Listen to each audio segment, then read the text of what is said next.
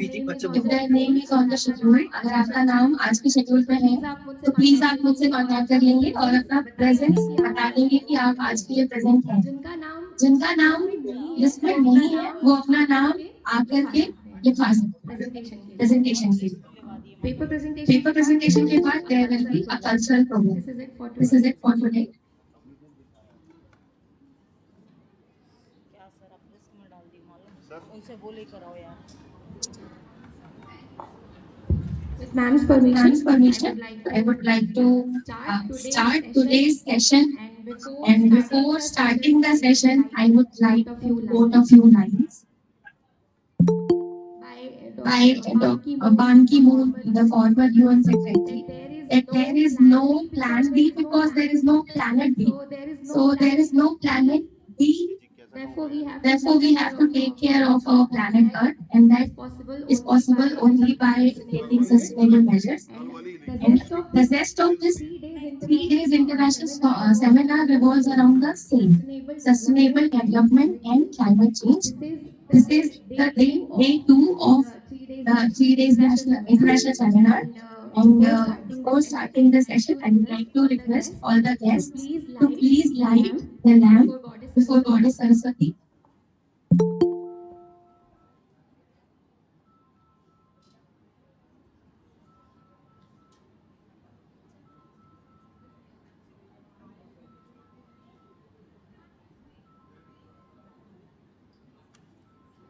इसको जल्दी से पेस्ट करो इसमें। ये विदाउट कर लीजिए।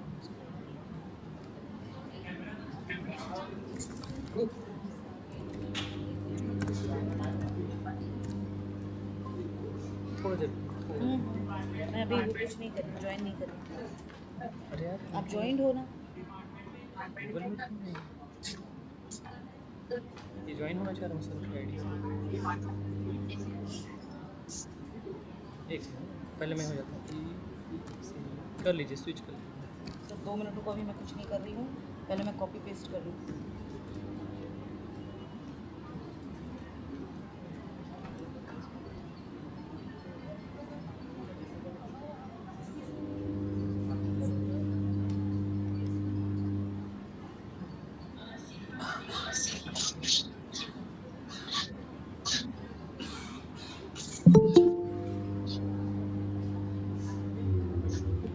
चलिए मैं इसको निकाल दूँगा।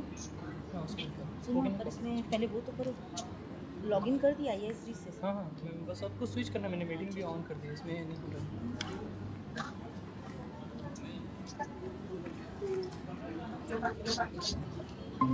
सर इसको हटाओ।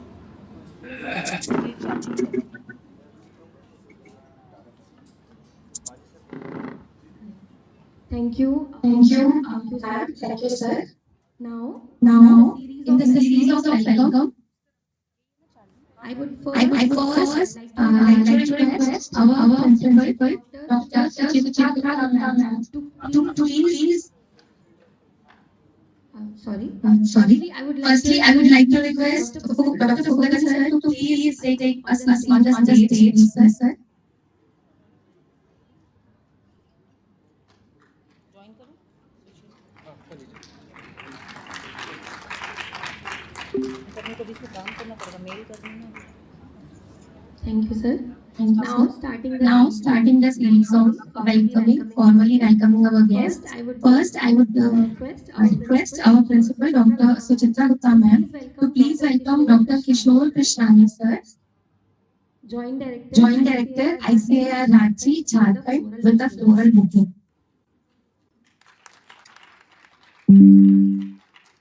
यूट्यूब लिंक मेरे को संजय सर अच्छा आप भेजो।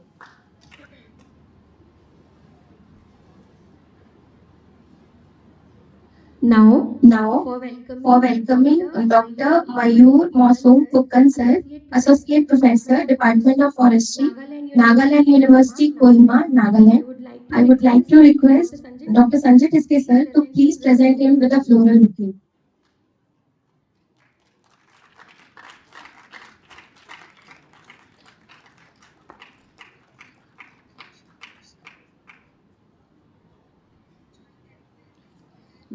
Now For the welcome of our principal ma'am, Dr. Suchitra Gupta ma'am, I would like to request Dr. H.S. Alreja sir to please welcome her with a floral bouquet.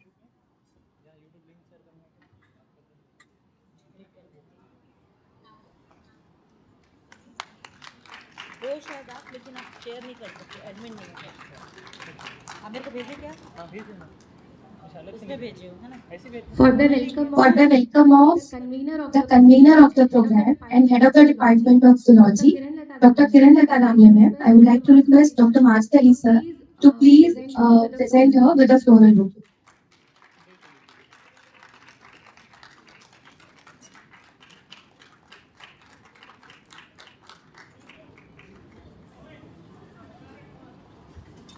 Thank you. Thank you so much. Now for the welcome address for today's session, I would like to request our principal ma'am, Dr. Suchitra Gupta ma'am, to please address this audience.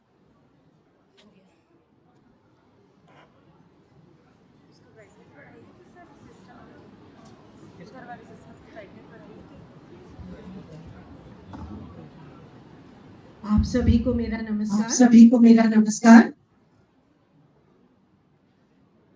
सबसे शुरुआत में मैं आप सबका इस 3 दिवसीय international conference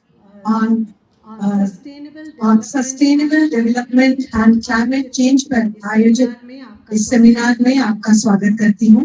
हमारे बीच आज के गणमान्य अतिथि एवं चीफ स्पीकर डॉक्टर किशोर कृष्णानी उपस्थित हैं। मैं आपका स्वागत करती हूँ। मैं स्वागत करती हूँ डॉक्टर मयूर मसूद सर का, जो हमारे बीच नागालैंड यूनिवर्सिटी से उपस्थित है। आपका बहुत स्वागत। इस सेमिनार की जो प्रेरणा है head department of zoology doctor Kamle madam का भी मैं स्वागत करती हूँ। Doctor Thiske and Dr. Gurpreet Singh Bhatia, co-convener of this seminar, आपका बहुत स्वागत। Organizing secretaries Dr. Majid Ali, Professor चिरंजीव पांडे तथा यहाँ उपस्थित समस्त faculty, participants from various colleges of India, आप सभी को मैं आज के इस आयोजन में आपका स्वागत करती हूँ। डॉक्टर प्रीति शिवहरे लाल ऑनलाइन हमसे जुड़ चुकी हैं, उनका भी बहुत बहुत स्वागत। ये जो सेमिनार का टॉपिक है sustainable development and climate change, ये आज की विषय है और इस सब से हम जूझ रहे हैं और इसके लिए अवेयरनेस जो हम ग्लोबल वार्मिंग कर रहे हैं, अननेचुरल क्लाइमेटिक चेंजेस हम फेस कर रहे हैं, इस सब के प्रति जागरूकता फैलाने के लिए ये एक प्रयास है ज़ूलॉजी डिपार्टमेंट का। वे बहुत सराहनीय पात्र हैं। ज़ूलॉजी डिपार्टमेंट को मैं बहुत बहुत बधाई देती हूँ कि उन्होंने इतना विजनरी एटीट्यूड अपनाते हुए इस टॉपिक को सेमिनार और हमारे मुख्य अतिथि के रूप में उपस्थित कलेक्टर डिस्ट्रिक्ट राजनांदगांव श्री संजय अग्रवाल जी ने कहा था कि यहाँ से ये काम यहीं पे खत्म नहीं हो जाना है। जो भी यहाँ पर उपस्थित हैं, जो भी आप यहाँ पे शेयरिंग और लर्निंग करेंगे, उसके आप ये सेमिनार सार्थक तब होगा जब हम उसके एम्बेसडर्स बन के जब हम अपनी अपनी जगह वापस जाएंगे और हम इस दिशा में छोटे छोटे कदम रखेंगे, तब यह सेमिनार सार्थक होगा। तो मैं उम्मीद करती हूँ कि आज के इस सेकंड डे पर भी बहुत ही सारगर्भित पेपर प्रेजेंटेशंस होंगे, डिस्कशंस होंगे और हम यहाँ से बहुत कुछ सीख कर जाएंगे जो कि हम स्वयं के लिए, समाज के लिए और देश के लिए हितकारी साबित हो। Thank you.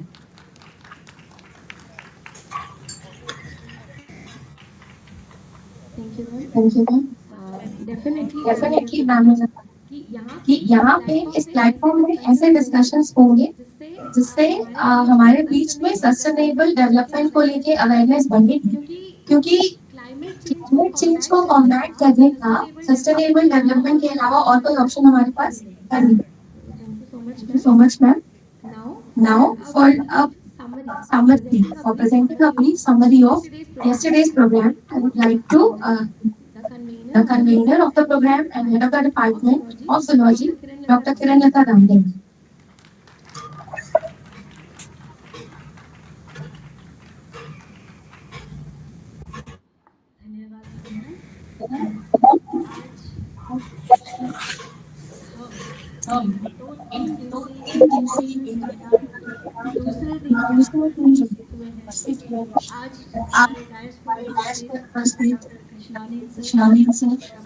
डॉक्टर सर, हमारे प्राचार्य, चित्रा मैम, सभी प्राध्यापकगण और यहाँ पर उपस्थित सभी डेलीगेट्स, ऑनलाइन जुड़े हुए डेलीगेट्स और समस्त नियर एंड डियर स्टूडेंट्स, विद्यार्थी। मैं यहाँ पर हूँ कल की समरी बताने के लिए। तो कल 4 मार्च से ये 3 दिवसीय सेमिनार शुरू हुआ था, जिनमें हमारे मुख्य थे संजय अग्रवाल, हमारे नेपाल डॉक्टर राम नारायण नाथ और अर्धांगिनी डॉक्टर बबीता राम कश्यप। लाभ सर का हमें सुनने मिला था सस्टेनेबल साइंस फॉर सोसाइटी, बहुत ही साथ में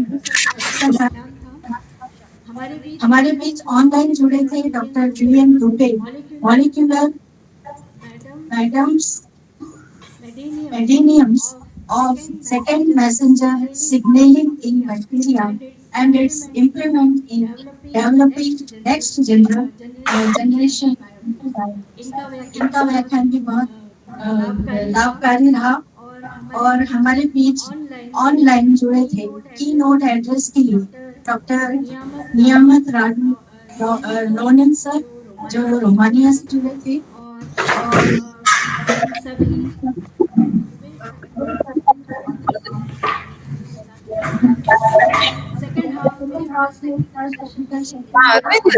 समझ आ गए ना? और फिर ऑनलाइन प्रेजेंटेशन भी हुआ, 3 ओरल प्रेजेंटेशन थे और 7 ऑफलाइन यहाँ पर उपस्थित ओरल प्रेजेंटेशन किया गया। तो कल कुल 10 ओरल प्रेजेंटेशन समझ आए?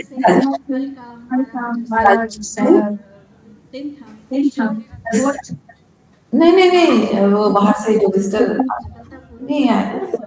और आज हम दूसरे दिन उपस्थित हैं।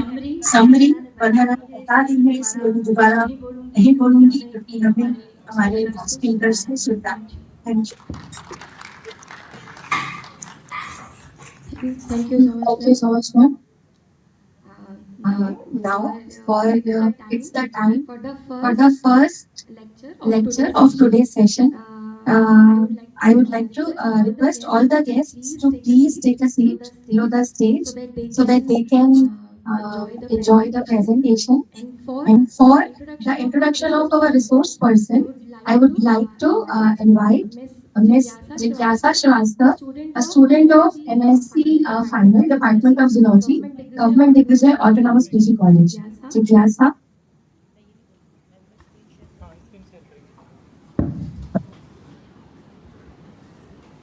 Thank you, ma'am. Thank you, ma'am.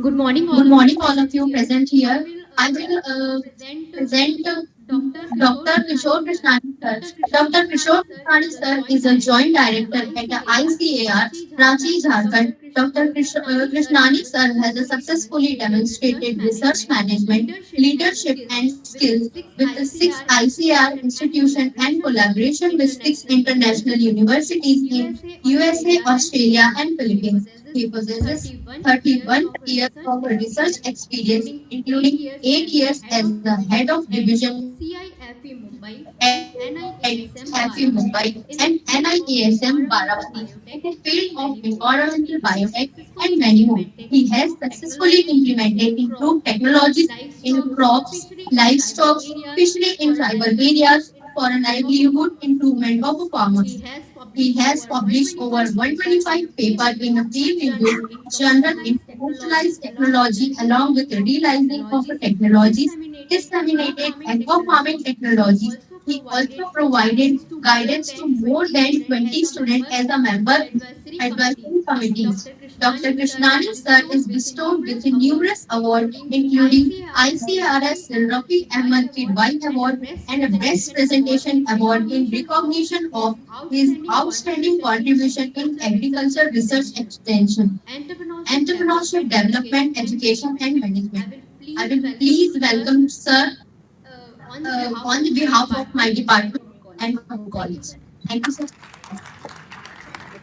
Thank you, Jigyasa. Thank you, sir. I request I you to request you please to please address us. address us.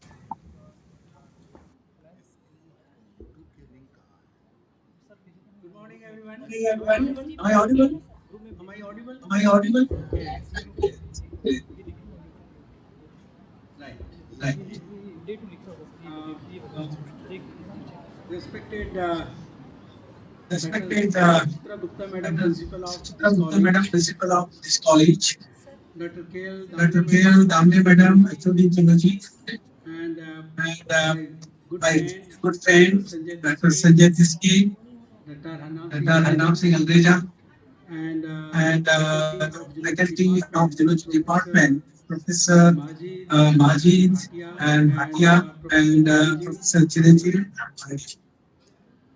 At the outset, I am At the grateful outset, I am to grateful to organizer organizer for giving me this for giving opportunity me this opportunity to present my to talk present my talk on the topic on the topic contaminants of energy contaminants culture. of energy culture. Uh, In fact, this topic is very this topic is interesting, very interesting. because the Because the international international conference, if you see, this is on sustainable development and climate change. And when we And when we talk about climate change, we should also talk about climate change induced abiotic and biotic stresses. These are equally important.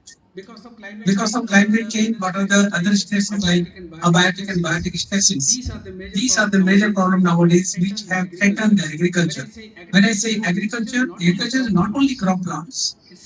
It's a crop plants, livestock, dairy, poultry, piggery, and fisheries.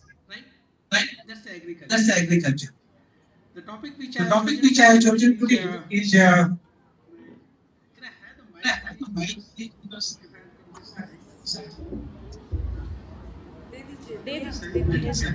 should be fine. This should be okay. This should be okay. Okay. Hello, hello. Hello. Use abiotic stresses caused by contaminants is major stresses on micro and micro nanoplastic. and nanoplastic. Yes, please. Yes, please. Yeah. I Yeah. am from I am from Institute of Agriculture Technology, Ranchi. This is one of the institutions. and this is This the is the Ranchi Ranchi Hub. Hub. Please. Next, please. As I mentioned As I mentioned that there there are are two two different different types types of of stresses, stresses, biotic biotic stresses stresses and and biotic biotic stresses. stresses. I'm feeling like lot of noise is coming this side. Maybe this should be okay. This Yeah. okay. Yeah. So as far as So biotic as far as stresses are biotic concerned, stresses you are can see concerned, you can see there are different types: atmospheric, atmospheric, atopic, and you can see and you can see the water stresses. stresses. When I When I say say atmospheric, atmospheric, you can see the temperature, there are many others. And adapting, when I say adapting, is related to soil and water, right? Salinity, alkalinity, acidity, and nutrient deficiency, low organic carbon, chemical pollutant. Now, when I say chemical pollutant is an adapting stress. Okay. And you can see there are many other stresses here which they have adversely affected agriculture, animal and fish. Coming to biodiversity, you can see pest. When I say pest, includes everything. Insect pest, it may be microbial pathogen, it may be weeds, like you can see water hyacinth, Igonia in the biodiversity, and Parthenium again in the biotic stress. So these are the biotic stresses which have adversely affected our agriculture. And this paper we have published in a peer-reviewed journal. So it is available online. You will get further details on the climate change induced biotic stresses. Next, please. As I was mentioning about biotic stresses, like say wheat, different wheats here. It's the Parthenium, Iconia, and Arundodonix, and many other biotic stresses here, where we use a lot of chemicals in the herbicides. Right? So when we use this chemical content,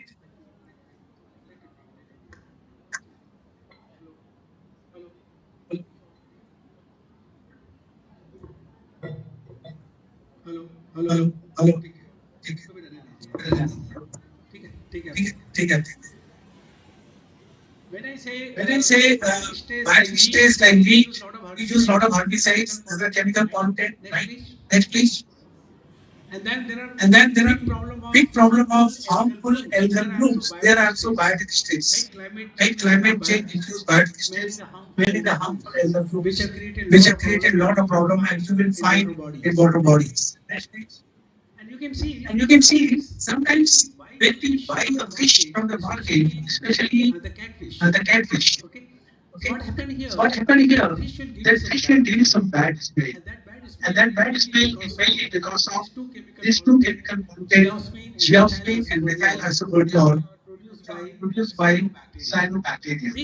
These cyanobacteria, they produce these geosmin and methyl isoprodiol, and which gives earthy body smell to fish. Right? Next, please.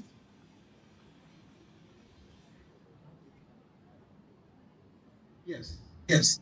You can see even in aquaculture and fisheries, there are a lot of disease. It's not only viral, it may be bacterial pathogen, fungal, parasitic, a lot of diseases here. So I'm not going to discuss about biotic stress, but you should know different types of biotic stresses which are induced by the climate change. Next, please. Yeah. Now I'm coming to your biotic stresses. See, the salt affected areas are increasing day by day. Now, at present, in our country, we have about 10 million hectare area which are affected with the salt. Can you do agriculture in salt affected area? No, you cannot. You can do only fisheries. You can do the inlet line aquaculture, as I mentioned here. If you go to Haryana, Punjab, there now the areas are getting affected with the salt, and now they are shifting towards the inlet line aquaculture. Inlet line aquaculture means what? Here, like in Rajasthan also. Say there may be some area which are salt affected, maybe salt affected, right? So those salt affected area, you can very well culture the brackish water fishes. Where you are a geology student, definitely you must be knowing it. So those brackish water fishes, like say chanos, Leucocephalus, Atropulus, there are many other fishes you know very well. These fishes can be cultured in the brackish water aquaculture, maybe then inlet line where the salt affected area are there. Because you can do agriculture there, right? So you can do inlet line aquaculture, which now in Punjab and Haryana they are doing. Right? So this salt affected area, at present we have 10 million hectare area, and we are expecting that by 2050 it may go up to, not the seed, it will go up to 20 million hectare area in India. What you will eat? Tell me. The salt affected area, with the way they are increasing day by day, right? Next. Then your greenhouse gases are increasing, like carbon dioxide, methane, nitrous oxide, which is more than 310 times more potent than carbon dioxide, nitrous oxide, which is the laughing gas, right? So that is the potent greenhouse gas. I think you must have seen that one movie, Houseful. In Hindi movie, then in the last the part, no, they release the nitrous oxide in the room, so that everyone started laughing. Right? So there's a nitrous oxide. It's a potent greenhouse gas, right? 310 times more potent than carbon dioxide, which is being produced in the agriculture, in the fisheries, in the livestock. Nitrous oxide is there. Next. Coming to Actually, the topic will be on microplastic, but I am just giving you some introductory this one, so that you should know that different about it. now we are facing the chemical pollutant like say heavy metal, arsenic. Arsenic has been reported in Rajasthan also Chhattisgarh. Right? Earlier it was in West Bengal, you know, Bangladesh it is there, right? I had been to United States to attend to attend some international conference, and in that conference, one geologist from Bangladesh, he was presenting a paper, and he kept on blaming India that because of India and West Bengal they have constructed a dam. Because of that, arsenic is flowing in Bangladesh.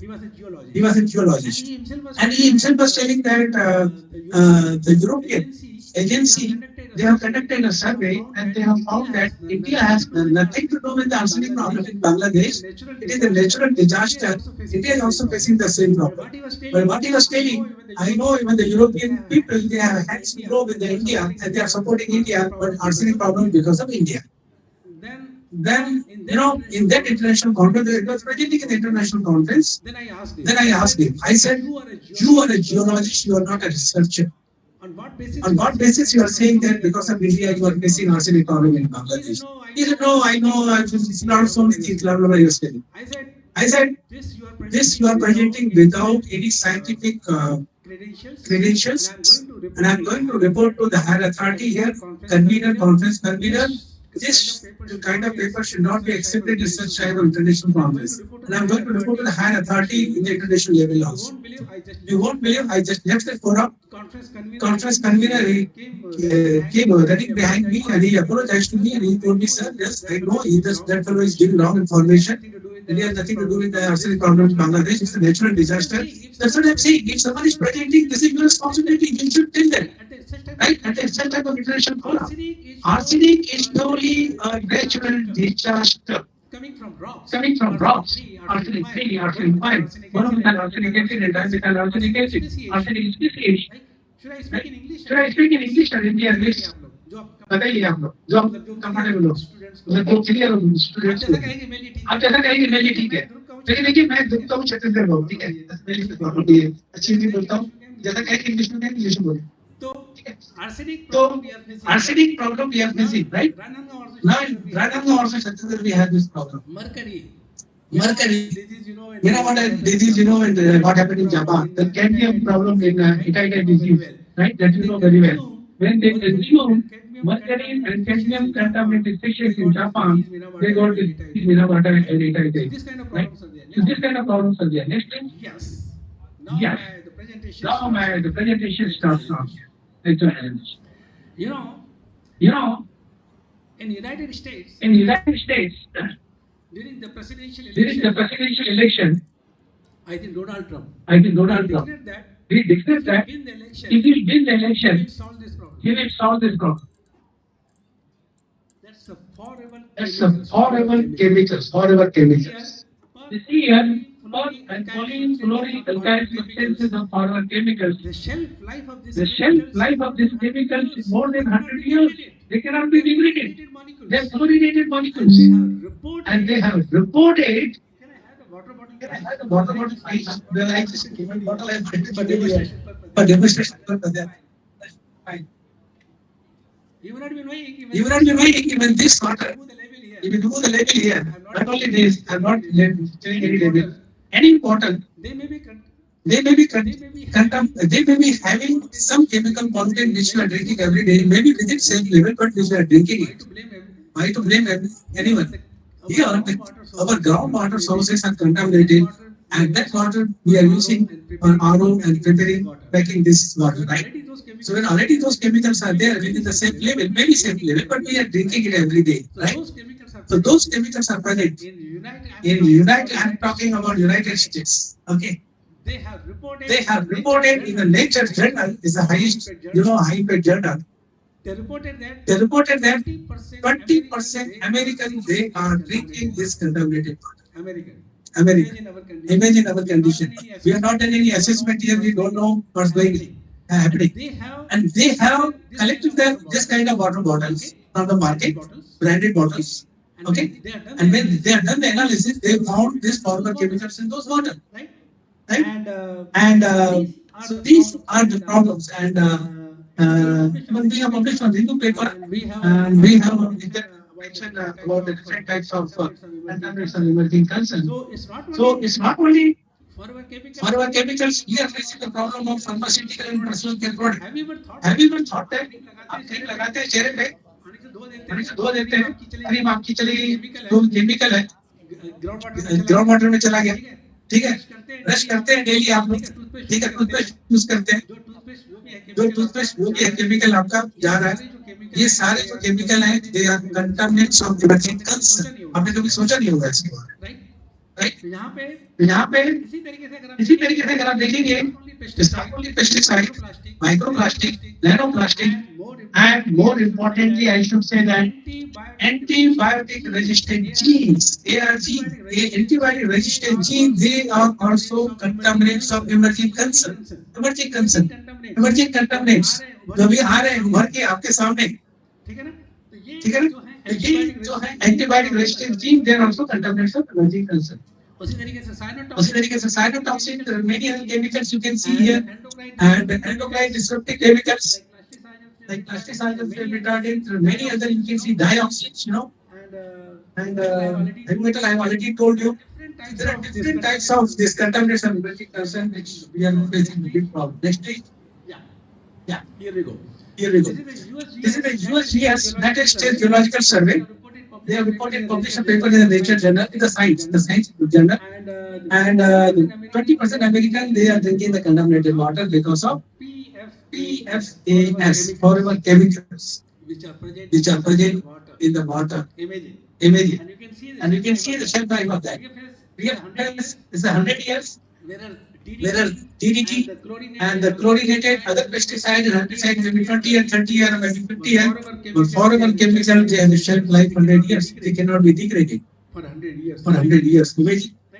Right? And this is a paper published in the Science magazine. About 20%. About 20% American. Next page. Now see here pharmaceutical and mentioning that pharmaceutical and personal care products. There are many different types you can find here. Triclosan. Triclosan is used in the toothpaste. Every day we use it, right? And the triclosan is the contaminants of emerging concern. It's an emerging pollutant. Triclosan. Right? उसी तरीके से आप देखेंगे यहाँ पे cosmetic, analgesic, antibiotics, बहुत सारे आपको डिफरेंट तरीके के आपको केमिकल पोल्यूटेंट मिल जाएंगे जो कि यहाँ पे जो कि कंटामिनेंट्स ऑफ इमर्जिंग कंसर्न है. थैलेट एस्टर्स हो गए और आपके पर्सनल केयर प्रोडक्ट्स जैसे मैंने पहले बता दिए, वेटनरी में हम यूज करते हैं, हेल्थ में यूज करते हैं, एग्रीकल्चर में यूज करते हैं. बहुत सारे इमर्जिंग कंटामिनेंट्स हैं जिसको हमें, मुझे लगता है टाइम आ गया है इसके बारे में सोचने के लिए. मैं यहाँ पे रिसर्च में टॉपिक दे रहा हूँ मैं आप लोगों को. आगे अगर कुछ आप रिसर्च करना चाहते हैं इसमें, बाजू में आपका एक छोटा सा वाटर बॉडी है, वहाँ पे भी काफी अच्छा रिसर्च हो सकता है. डॉक्टर संजय के साथ काफी डिस्कशन हुआ था. We conducted a Hindi workshop at Chennai. I remember, I think 25 years back. Dr. Sanjay, I think 25 years back. Dr. Sanjay and many other scientists, they came from your college. They attended that workshop. Next please. And you can see the different other molecules here, pesticide, herbicides, and which are widely used in the agriculture, not only for crop, but maybe for animals. Next. See that how this one goats, they died because of consuming quite water in Tamil Nadu, right? And because of the chemical pollutant which has contaminated the water body, right? Next, and this appears like this, and this is because of endosulfan effect in God's own country, Kerala, because with the endosulfan, the cashew crop they used it, and the newborn baby, what has happened? Next. Now coming to microplastic. As I mentioned that the major emphasis is on microplastic and nanoplastic, emerging contaminant. Microplastic is the white pollution, right? Even during pandemic time, you know how much plastic was used. What happened to that plastic? single time used. Simply we have used it and discarded it. Large quantity we have used it. Okay. And that plastic, when it was converted into microplastic and nanoplastic, lot of problem have been created. So the actual definition of microplastic is less than 5 millimeter size. A plastic particle is a microplastic. But I'm going to redefine this microplastic. I think definition should be changed when I will be presenting my last slide. That time you will be knowing it. Why we should redefine the microplastic. Then you can see here it's not happening because of your UV radiation, like electromagnetic radiation, degradation in there, and also the bacterial degradation. Right? Bacteria also they degrade the plastic into microplastic. That is the reason we are getting a microplastic here. And in one of the research paper, it's a very high-tech journal in the United States, Proceeding of National Academy of Sciences, United States. You know what they have reported? They have reported in 1 liter bottle 2,40,000 microplastic. Let me make it very clear. My presentation is not to frighten you, but to create awareness. So I am just want to put a disclaimer here.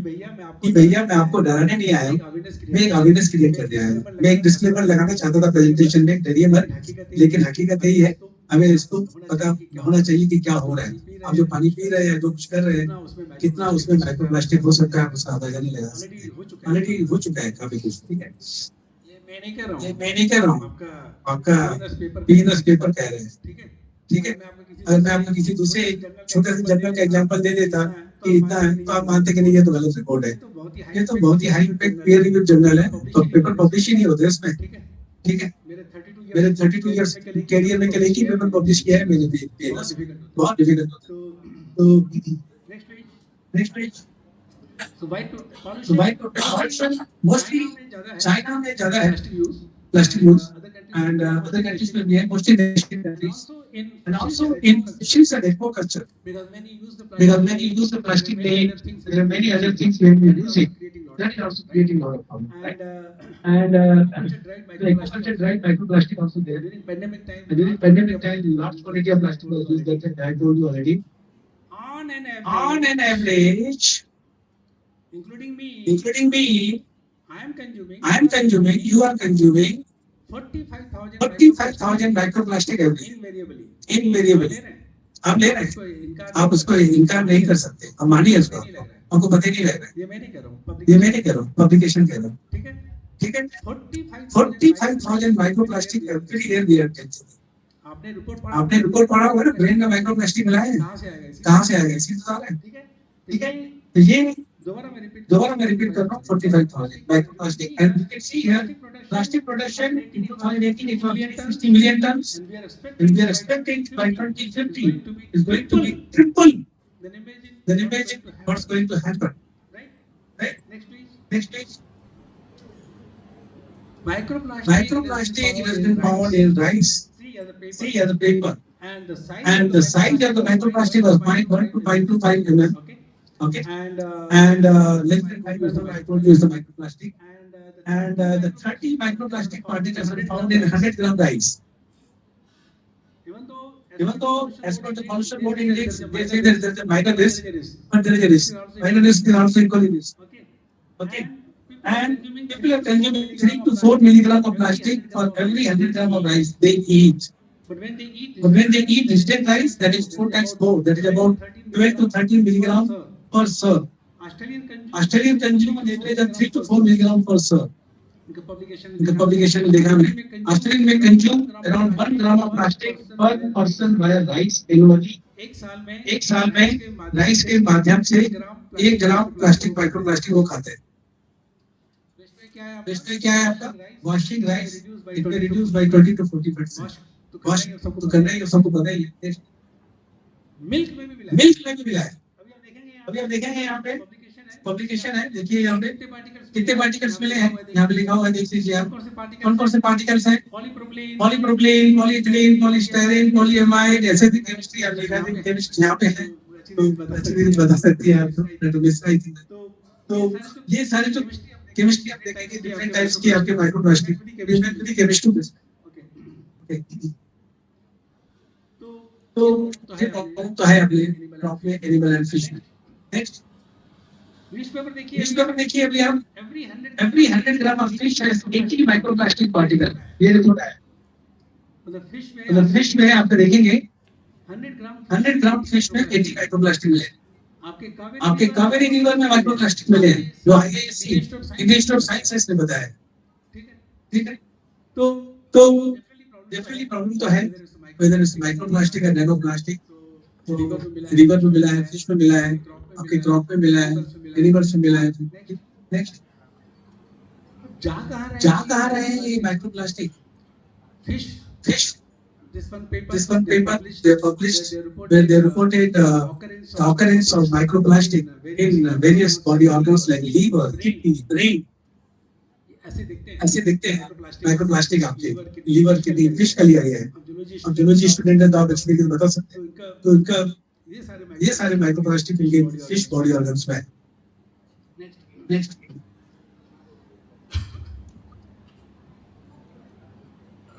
अब जैसे मान लीजिए I think half litre water bottle है, अगर मैं इसको पीता हूँ आधा लीटर पानी अभी, तो मान के चलिए 1 लाख माइक्रोप्लास्टिक मेरे बॉडी में जा रहे हैं। आप अंदाजा लगा सकते हैं, क्योंकि मैं नहीं कर रहा हूँ, पब्लिकेशन कर रहे हैं, right? Now you take the example of other state as well, Kerala, Karnataka, Gujarat. You will find this microplastic, okay, and in different places. And it's not only like in India, you will find in China as well. In the fish tissues, they have reported. Okay, but mostly they have reported in kidney, liver, brain, in the fish. Not much report in muscles, which is the edible part of the fish. अभी मतलब कुछ sign ये है कि muscles में इतने नहीं मिले हैं, आपके नॉन एडिबल पार्ट्स में मिले हैं, लिवर, किडनी वगैरह में, मसल्स में नहीं, ज्यादा नहीं। Next so now you can see that as I mentioned the primary sources and secondary sources. Primary sources like you will see here like when you use it directly like hospital cleaning products, and secondary when the plastic will get degraded into the microplastic and nanoplastic, so that is also the problem, right? Next, now even they have reported microplastic in fish feed because fish feed is the major component for aquaculture, right? Lot of fish feed we are giving.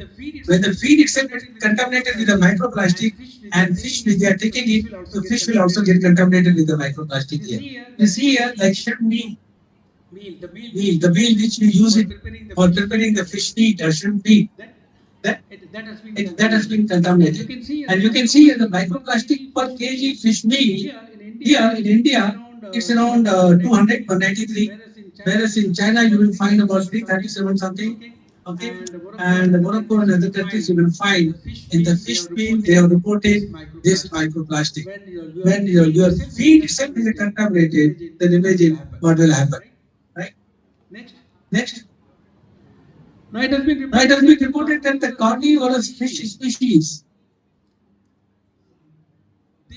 they are more prone to the microplastic because the fish meat which they are using it for preparing the feed for the carnivorous fishes, that is highly contaminated with the microplastic. Probably that is the region when the fish feed for the carnivorous fishes, it is contaminated with the microplastic. That is the region in the carnivorous fishes you will find more microplastic as compared to the herbivorous fishes. Like take the example of Rohu, Katla and Mrigal, IMC, right? There may be less microplastic, but when you eat, say that is calcarifa, brackish water fish, coastal water fish, right? Anatro plus, or maybe lettuce calcarifa is the carnivorous fish. When you eat, then that may be containing a lot of microplastic, right? So that's what we have to see all those things. Next, please. Whereas herbivorous fishes like not the brackish water fishes like chanos or nugget syphilis, they may be less contaminated as per this report.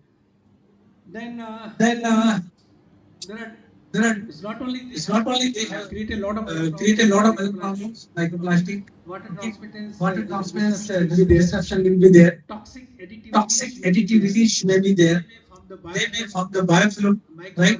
Microorganisms, pathogenic bacteria, they form a biofilm over the microplastic.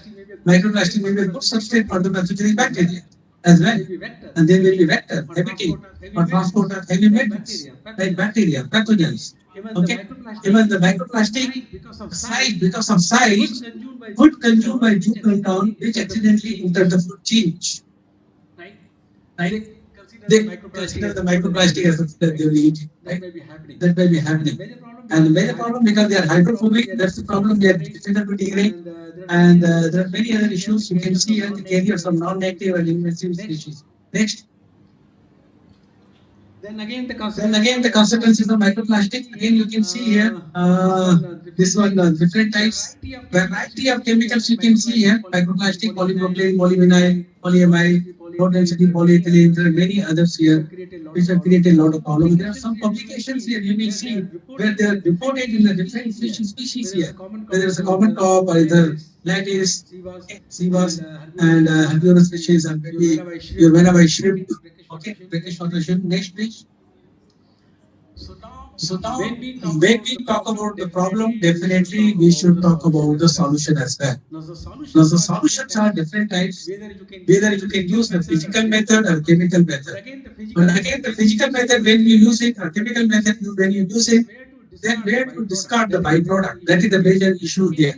You can see here, you can very well use the rapid filtration method. But again, sludge, we have to discard it. That's the issue. You can very well do the absorption. And again, we have to discard it. So that is the region. We need a complete remedy for this microplastic problem. Whether it may be microplastic or nanoplastic, we need a complete degradation. That's what is very much required. Even you can do the pyrolysis. Pyrolysis you can do, you can burn it. That is also possible. But we have to discard the final product. That's very difficult. Right? So this chemical method probably may not be the solution for that. Next please. So here comes the environmental biotechnology. Environmental biotechnology definitely plays a major role here in biodegradation of microplastic. Next. One health concept that is also equally important because when we talk about One Health, definitely you have to take care of crop, plant, animal, okay, environment, and the human. Okay, so we have to take care of everything by single approach. One Health. That could be possible. Okay, so here you can see like bioprospecting, microbiome, and metabolome. There are many other aspects you can see, and also like biotic compounds, plant promoting bacteria. There are many other things. Next page. Here we have been using the linear economy. What we have been doing it, if we want to develop any product, alien, we were using the raw material. Then we are producing the product, and after the product, you are distributing it, consuming it, and we used to dispose of the waste material. That's a linear method. But now we live in the era of circular economy, circular bioresource utilization. Nothing is waste, I tell you. Even the Parthenium, wheat, because we have an institute in Jabalpur, there's a weed management institute, right? I used to tell them, why we are calling a plant as a weed, unwanted plant is a weed. There's nothing unwanted. Plant, maybe you can use it for the valorization. Maybe some botany student here, they can tell you. We can valorize this weed, Parthenium, Iconia, water hyacinth. Okay, notice there are many other things that we can use it. Because they are weed, they produce the biotic compound. They may be having the herbal medicine, right? So here, that's the ethnobotany, right? Ethnobotany, you know very well. So that is done. So it's like circular bioresource utilization, circular economy is equally important here. We can very well use the byproduct of crop for the animal byproduct for the fish. Okay, so that kind of circular bioresource utilization is there. Because when you tell the farmer, you do the integrated farming, they can use the crop residues, okay, for the compost preparation. Right? And then the cowbell you can very well use it for developing the primary productivity for the fish, right, in aquaculture pond. So this kind of circular approach is very much required, integrated farming system. Next please. And nutritional biotechnology also is very important here, as we were mentioning about circular bioresource utilization. Nutritional biotechnology also equally very important here. Next. There are many other concepts here like aquaponics. You know, being a geology student and botany student, you must be going in. Okay, when you do the integrated agri-aquaculture, you can very well integrate cabbage. Okay, and you can integrate the vegetables or medicinal plant with the fish. Aquaponics you can very well do. Even you can do the aquaponics on the terrace. In your, at your home, you can do it in the terrace, in the apartment. Then it is possible. And the biofloc work you can very well do it because you have a water body nearby. Then in the small tanks you can very well. But only thing is like you have to go for the continuous aeration. 24 hours aeration is very much required. Half an hour aeration break means will be mass mortality. That's the reason the biofloc also equally important, but I think that it's not successful that much in the villages because you are facing electricity problem there. But where you have 24 hours water, the electricity, then I think biofloc is very successful. In a small area, you can have a very high stocking density of the fish.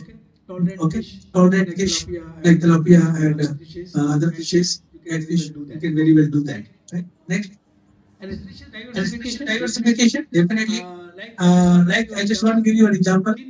In zoo culture, here in your water body, you will be having the IMC here, right? Herbivorous fishes like roe, katla, mriga. Did you have the herbivorous fishes like chanos, bougainvilleas, brackish water fishes from coastal area, and you can stock it here? I don't know. Just one try. You know, being a geology student, you know how? We have done it. That's the reason I'm telling you. Being a chemist, when I can do that, then you can very well do that.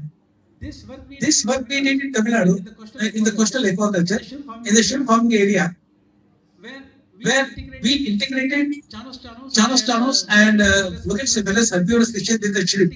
Integration we did it. What we found that because of that green slime produced by the fishes, they are because of microbiome and metabolism present in the green slime. Is the very good, it's a reservoir of microbiome and metabolism, I tell you. You will find new metabolites, new bioactive compounds in the fish, green slime. Just collect different fish from this water body, take the slime and do some microbiome and metabolism, do some metagenomics. You will examine the microbial diversity of bacteria and also the bioactive compounds. You will get some novel compound, I tell you. It may happen. Here, that technique is really working when you do the integration. Okay, it's a natural system. Any technology which we develop, we don't take our own technology. We understand from the nature. Already it is there. Rest of that, we manipulate the things and we develop the technology.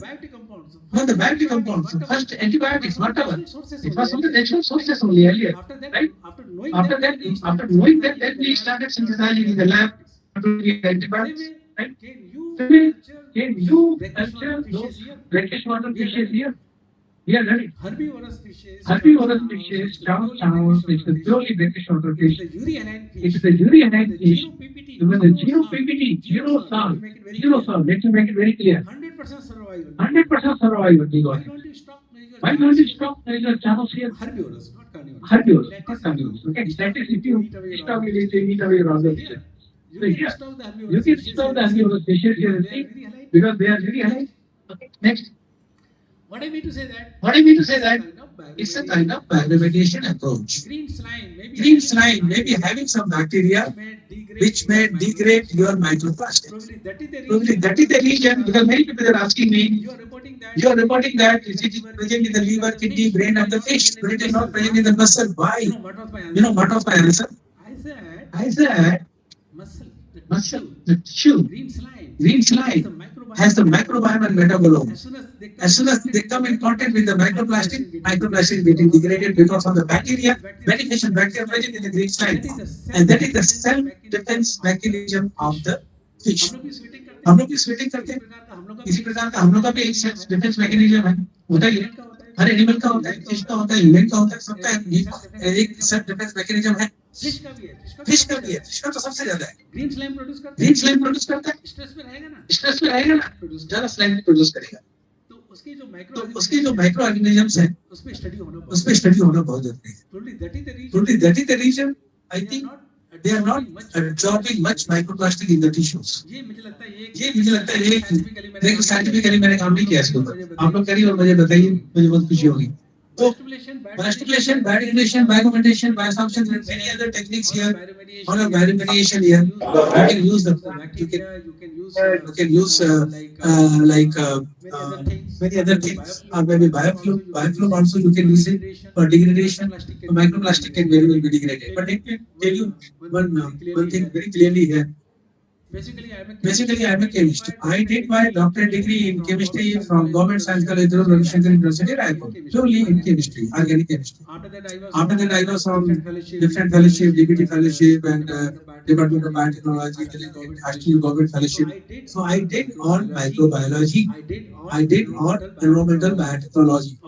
Okay. So when I first time I did the cloning in United States, I realized that cloning is nothing but a purely chemical reaction. So I am doing a chemistry only. So let me tell you, when you are combining all the disciplines, geology, botany, and chemistry, earlier there was no biotechnology as such 20-25 years back.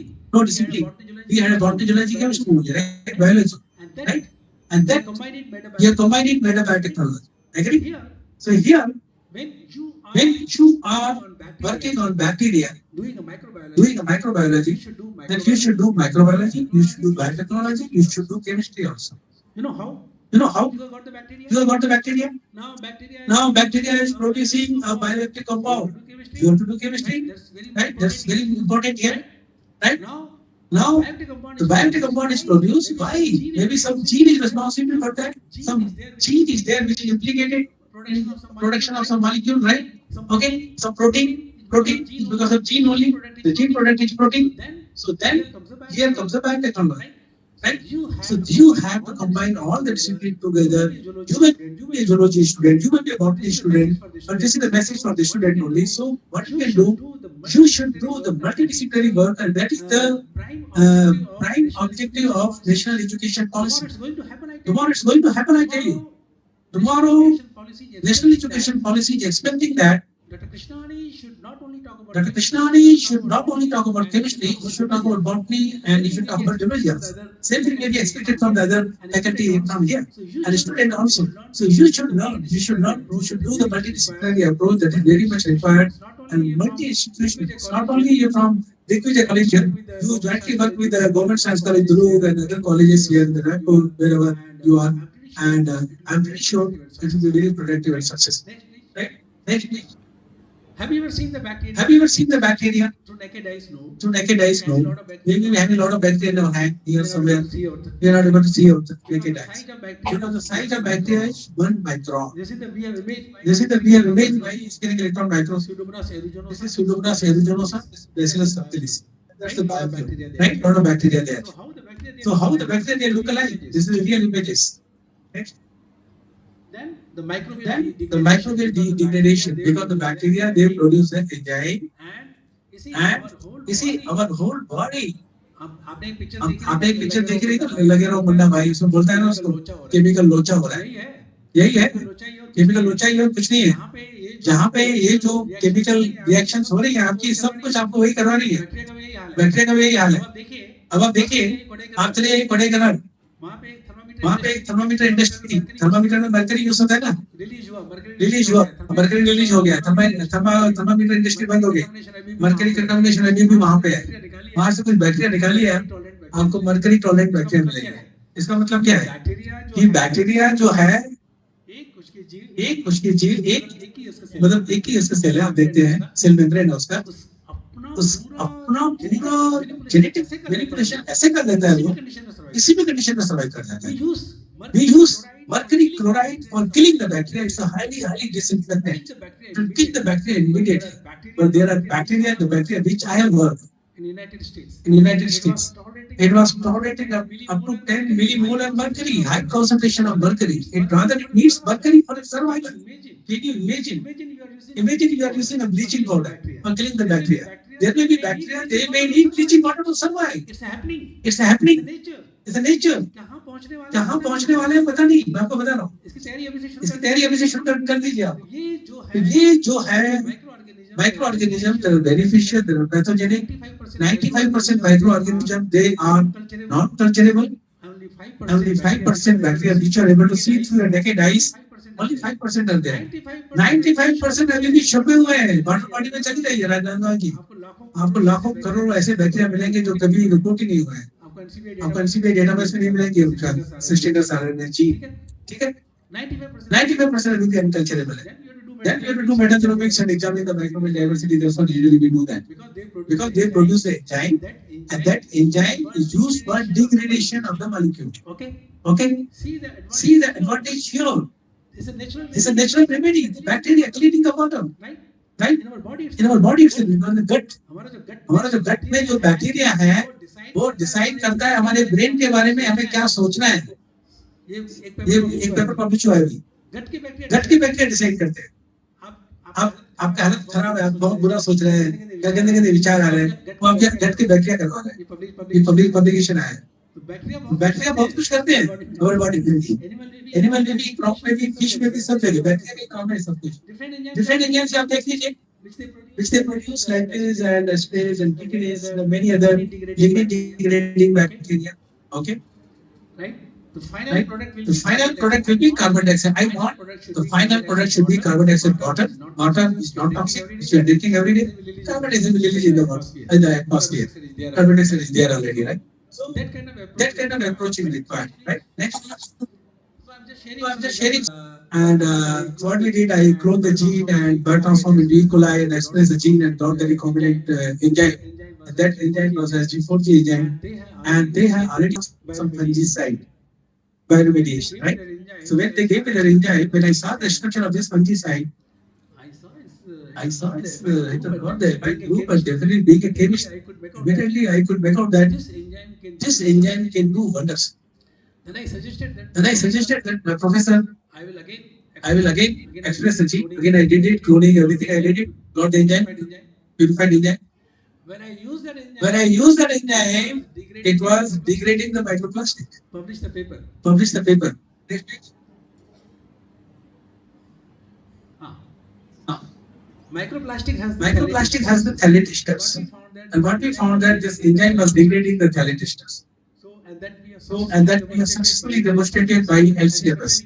As I was telling you, being a microbiologist, you have to do the chemistry, then you have to do the LCMS. You have to confirm whether the degradation is there or not. What is the metabolite? Because when you get a metabolite, the final product may not be carbon dioxide and water. It may be some metabolite which may be more toxic than parent molecule. I'm giving you an example. DDT, pesticide, agriculture, widely used. When they degraded DDT by bacteria, they got a DDE. DDE was more toxic than DDT. There's no meaning of doing bioremediation there. That is the reason metabolite identification is equally very, very important here. That's what we have done it successfully by LCMS method. Next. Then again, here this is a vinyl chloride, industrial pollutant, and vinyl chloride is also a plastic. You know very well it's used. There, what we did it, this work I did in Georgia Tech in USA. I applied the metagenomics, examined the bacterial diversity of unculturable bacteria, which was degrading this molecule like tetrachloroethylene and trichloroethylene, and 30 novel gene sequences.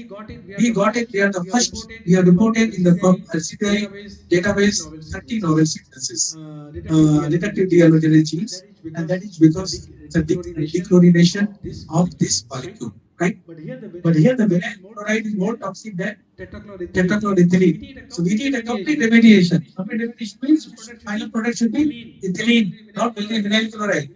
Vinyl chloride is more toxic than this molecule. So you need a final product, maybe carbon dioxide, water, ethylene, whatever. Okay? So this is the beauty of, and then when you do any work, especially for the student, your research work for PhD or PhD program, always like you should have in your advisory committee members from other institutions also. They will help you.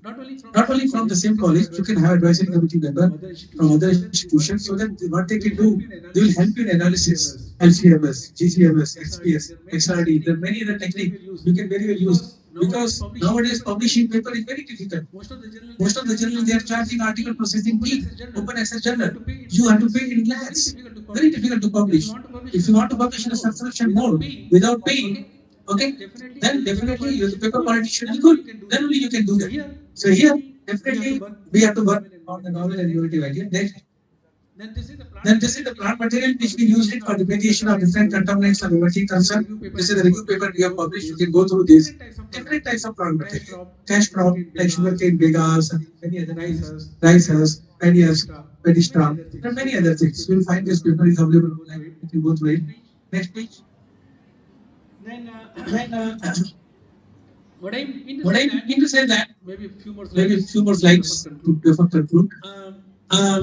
In fish, it has been reported in kidney, liver, brain. Okay, fine. it must have not much. It must have not much. I told you the reason, maybe that may be the reason why it's not. But But there are some reports, but they are reported in the muscles also, edible part.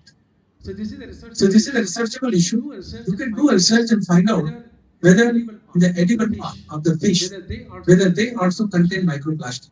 Okay. Okay. And when we say microplastic, the definition they are given 5 millimeter. No, I don't agree. I don't agree with that. I want to give a new definition. nanoplastic. Nanoplastic. Maybe you are getting a nanoplastic also. 1 micron. 1 micron. You can go up to 1 micron size. You say micron, right? Micrometer. Micrometer, when you say that, then definitely you should start from 1 micron to 5 millimeters. Like it's fine, that should be microplastic. But there are nanoplastic also. So that definition should be changed. It should be redefined. We can go up to 1 micron. That should be microplastic, right? Which you are not able to see through your naked eyes, which you are consuming every day through the water. Here, you can see here. So that's a circular bioresource utilization. How many bottles here? You see, this is just half-liter bottle. It's very painful for me to see this kind of bottle. You could have served me. I'm sorry, you could have served me 1 glass bottle. I would have been very happy to drink that water. That's what we are doing in most of the conferences.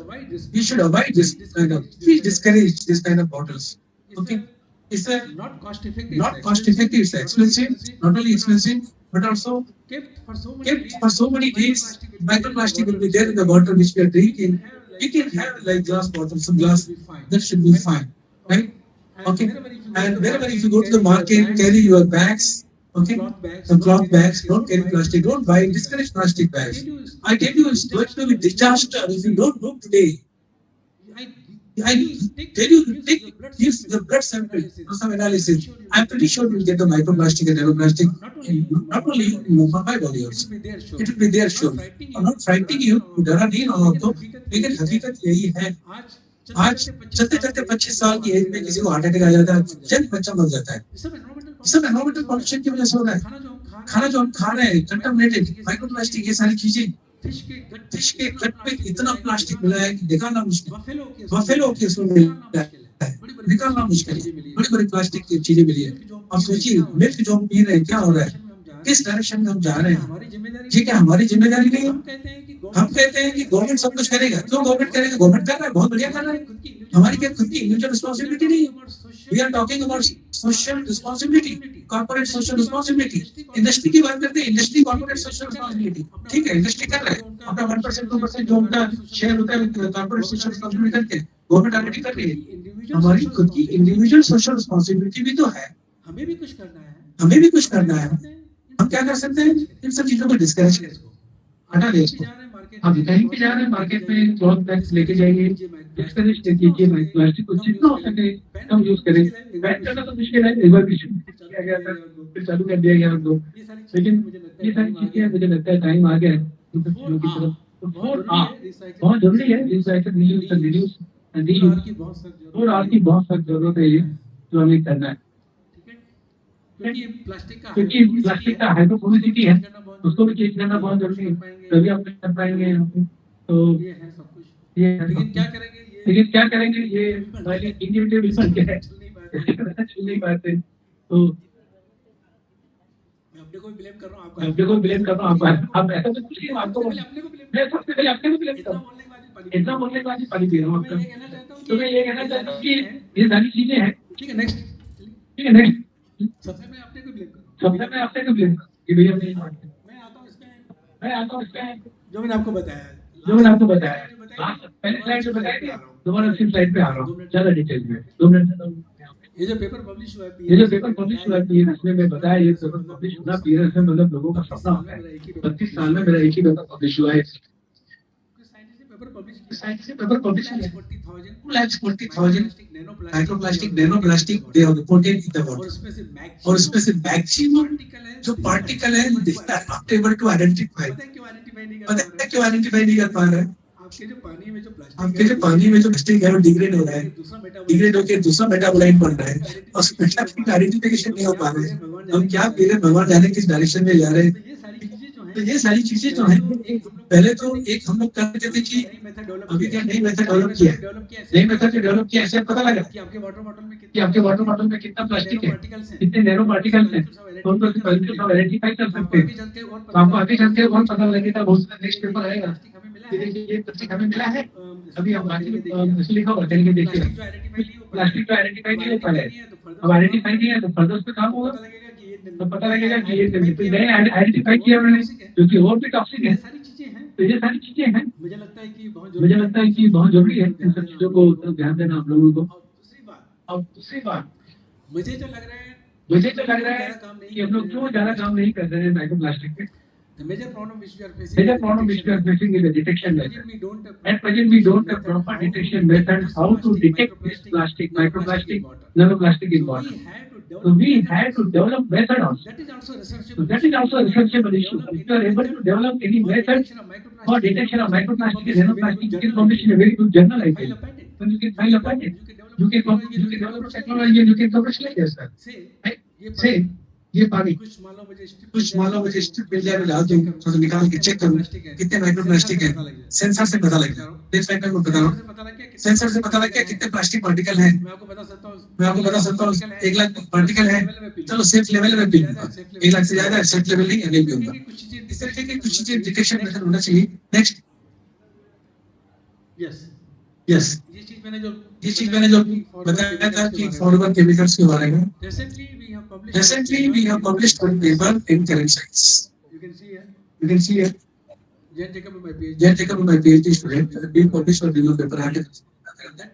And that paper, there's a kind of awareness we created. Now, America has realized 20% American they are consuming contaminated water. What about Indians? So this kind of precautionary measures as a it's a warning or something like that. You publish in the paper. An Indian researcher now they have to do something before it becomes very late. That's what we have concluded in that paper. That we should work on emerging contaminants. That's very important. Okay. अभी मैं खुद अभी कुंभ के मेले में गया था गंगा स्नान पवित्र स्नान करके आया लोग बोल रहे थे पानी गंदा है मैंने तो एक घंटा नहाया बहुत मजा आया मुझे तो कोई पानी गंदा नहीं था जब मैंने उसका पब्लिकेशन देखा गंगा वाटर का मेरे तो उसमें बैक्टीरियोफेज है पब्लिकेशन में लिखा है उसमें बैक्टीरियोफेज है और बैक्टीरियोफेज क्या करते हैं पूरे पैथोजेनिक बैक्टीरिया को खा जाते हैं वाटर को क्लीन कर रहा है वो हिमालय से पानी आ रहा है बहते जा रहा है वो पानी गंदा कैसे बचता है हम लोग 1 घंटा में कोई बहुत अच्छा लगा हमें तो ऐसा कुछ नहीं है मैं ये कहना चाहता हूँ लेकिन डेफिनेटली कुछ केमिकल पॉल्यूटेड तो होंगे उसमें जिसमें हमें रिसर्च करना चाहिए ठीक है वो तो है नेक्स्ट एंटीमाइक्रोबियल रेजिस्टेंस एंटीबायोटिक्स बहुत ज्यादा खाते हैं हम लोग ठीक है उसकी वजह से आपका एंटीमाइक्रोबियल रेजिस्टेंस डेवलप हो गया है तो नेक्स्ट क्या है next nowadays we are focusing on nanotechnology and nanoparticles are also emerging contaminants nowadays. I'm going to talk about that few more slides. Next please. This is the bonds, some literature in the on the fish lead slide. You can see that nanoparticles. Now we are promoting the nanostructure material, nanotechnology, right? Maybe for applying on the wounds, for the anti-healing, like for the healing, and also for as a reducing the antimicrobial resistance. But this nanoparticle nowadays they are contaminants of emerging concern because they are also equally toxic. Let me tell you, if you develop any technology and if you are claiming that your technology is 100% perfect, I will tell you you are the big liar. If I am telling I have a technology which is 100% perfect, I am a big liar. I am lying. No technology is 100% perfect. You take any example. I'll give you one example. Here, say if someone is going to die, okay? Maybe if he's not eating antibiotics, he may die after 1 year. But if he's not eating antibiotics, he may die within a month. Both the choices are given to the patient. If you don't eat antibiotics, within a month you will die. If you eat antibiotics, you will survive for 1 year, but there will be some side effect, some brain distortion, something. You may lose your memory, some side effect will be there. Definitely, we will opt for antibiotics. We wants to survive for 1 year. Maybe some whatever distortion will be there, let it be there. So every technology has some side effect. Here also, nanotechnology has a side effect. Even if you consume salt, say 1 kg salt in a day, you will die.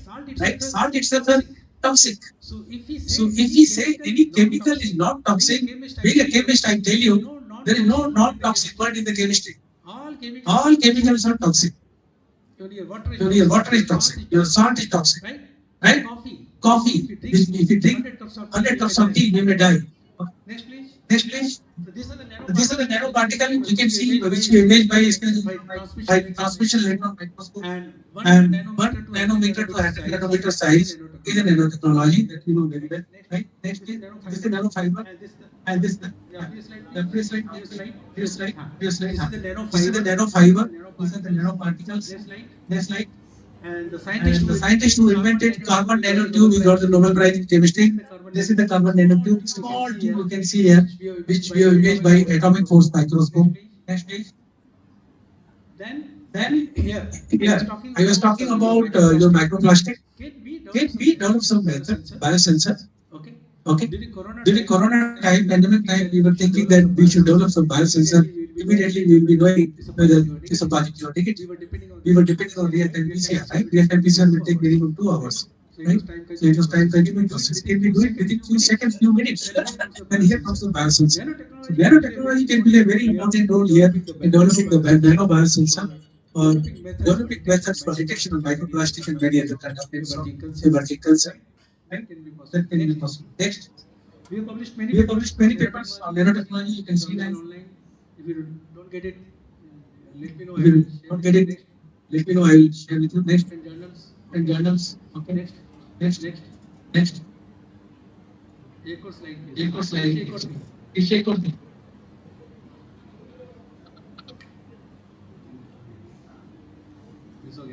So और आगे करिए. पीछे बहुत important है वो मैं हमेशा present करता हूँ. नंगा में भी पहले प्रेजेंट कर चुका हूँ मैं, लेकिन उसने बहुत अच्छी है. दिख जाए तो ठीक है, कोई बात नहीं.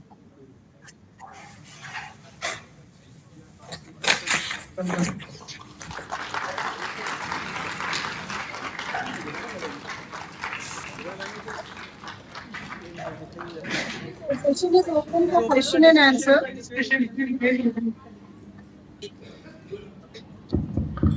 The session is open for question and answer. If you have any queries, you can ask.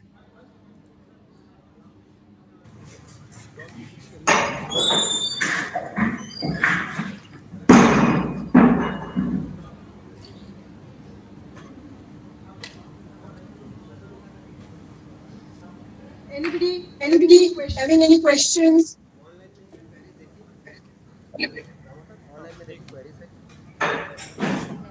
Online में मैसेज कुछ जुड़ रहा है क्या? देखिए कोई क्वेरी नहीं ऑनलाइन में.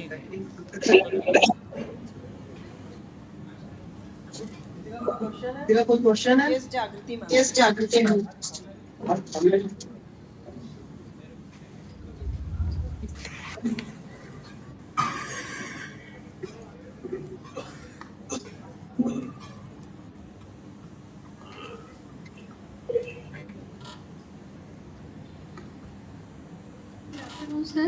Sir, My question is, sir, that is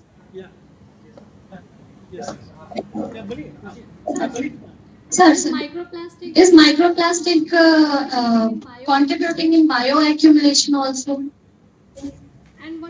And one more question, sir. Teacher, what we can teach our students because they must have some alternative for the use of plastic now. Because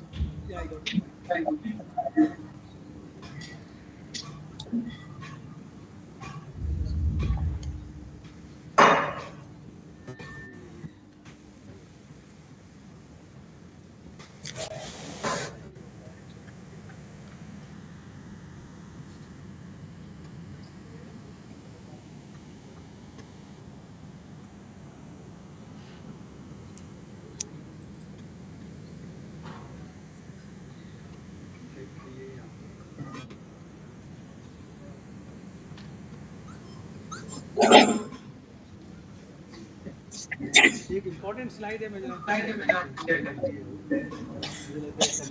इसको।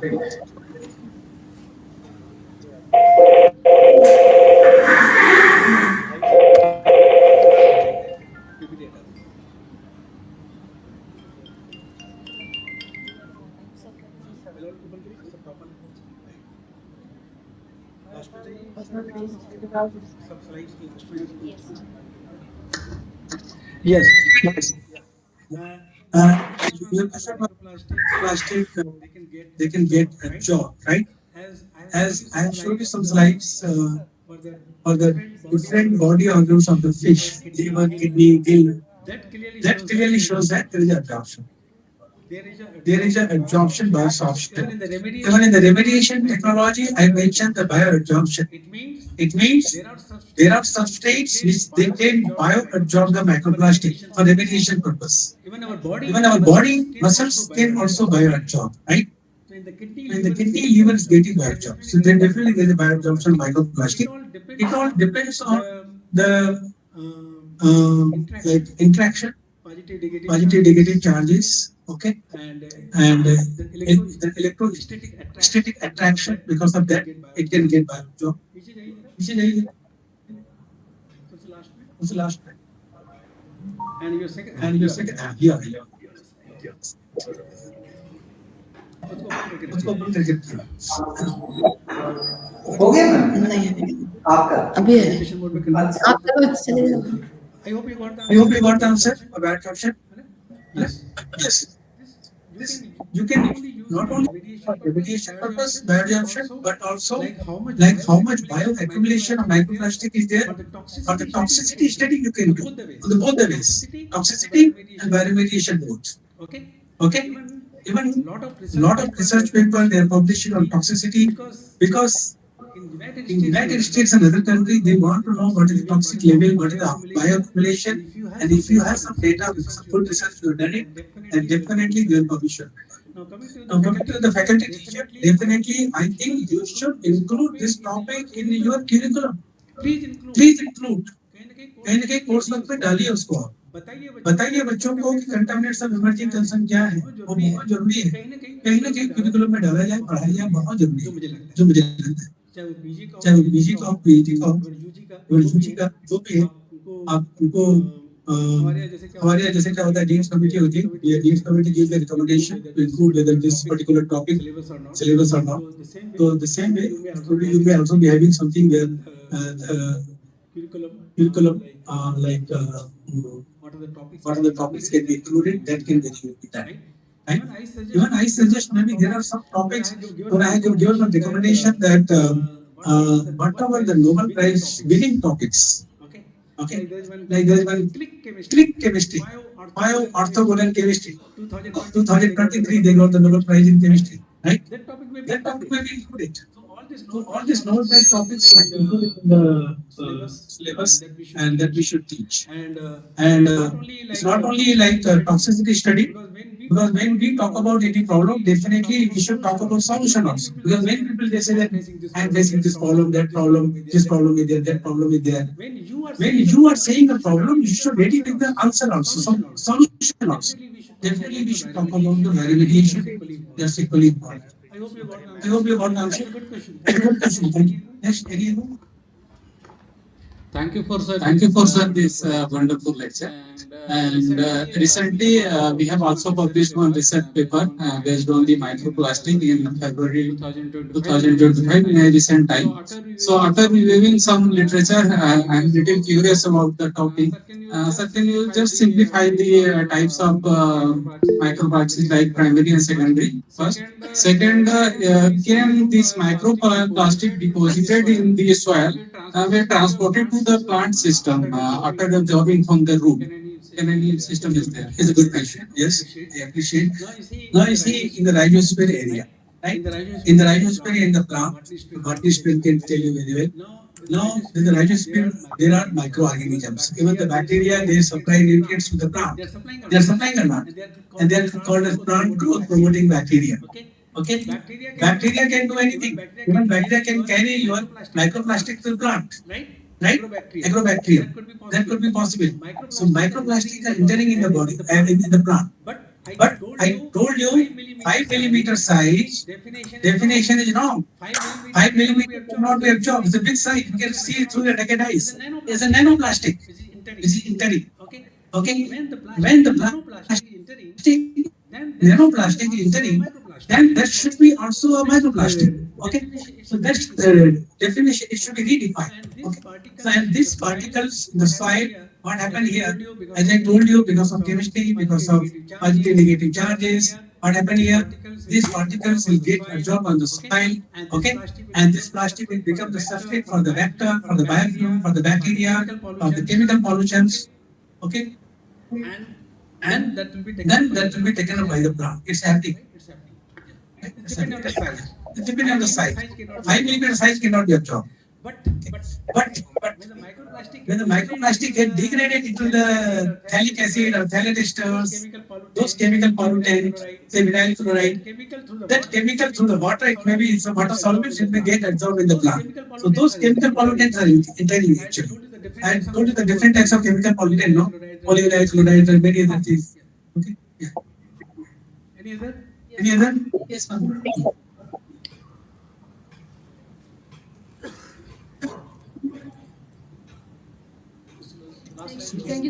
Thank you so much for the suggestion, sir.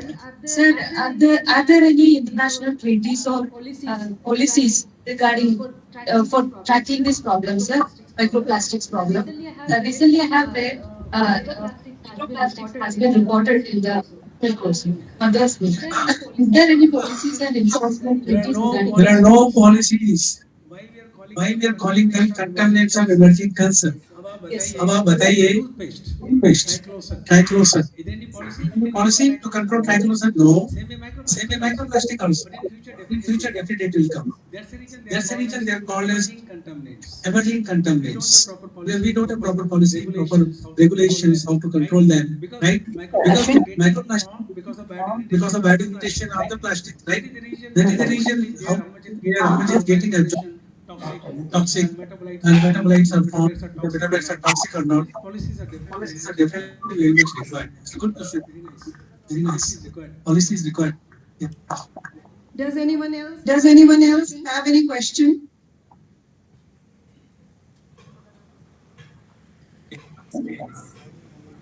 नमस्कार sir आपने बहुत अच्छी plastic की जानकारी दी जो कि वर्तमान में बहुत ही ज्यादा विचारणीय विषय है और आज प्रत्येक चीज में प्लास्टिक के कंटेंट्स जैसा आपने बताया माइक्रो और नैनो के रूप में उपस्थित है और कुछ बैक्टीरिया हैं जो ये रेजिस्टेंट बना है।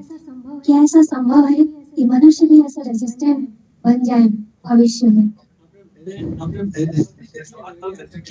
आंसर करना, लेकिन मैं कोशिश करता हूँ। मैं एक चीज बताना चाहता हूँ, आने वाले समय में सब संभव है। क्यों संभव? एक रिपोर्ट आया था, लोग मान नहीं रहे थे, लेकिन मानना पड़ा उनको। उसमें ये था कि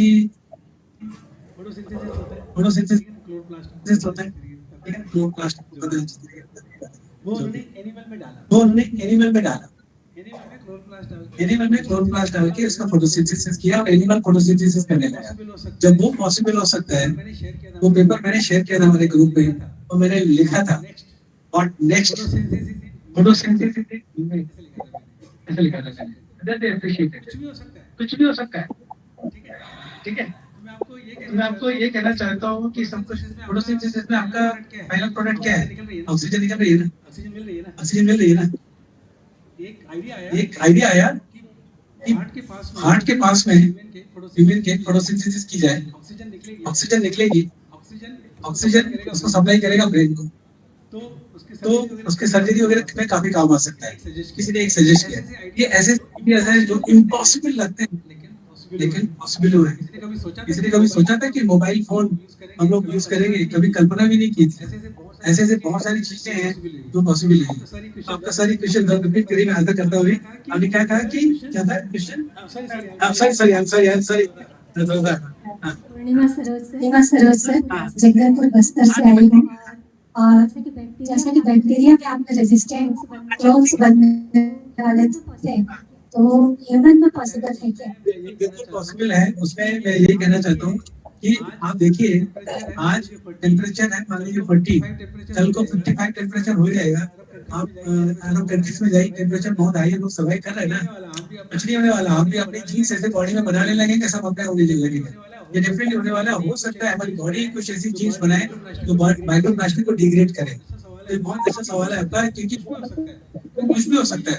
क्योंकि हम लोग क्या है, रेजिस्टेंस करते हैं कि भैया ये केमिकल है या कुछ ऐसी चीजें एक लिमिट तक, लिमिट पर नहीं कर पाते। लेकिन धीरे धीरे अगर ऐसा कुछ हो जाए, हमारी बॉडी में कुछ फंक्शनल जीन्स बनाने लगे, जैसे कुछ प्रोटीन बने, एंजाइमेटिक रिएक्शन हो सकता है बॉडी में, तो मुझे लगता है हो रहा होगा। मुझे लग रहा है अगर माइक्रोप्लास्टिक हमें खा रहे हैं, हमारे घर में कहीं ना कहीं जाकर डिग्रेड हो रहा है, जो हमारे बैक्टीरिया कुछ एंजाइम बना रहे होंगे जो माइक्रोप्लास्टिक को डिग्रेड कर रहे हैं। तो ये भी एक प्रकार का रेजिस्टेंस है।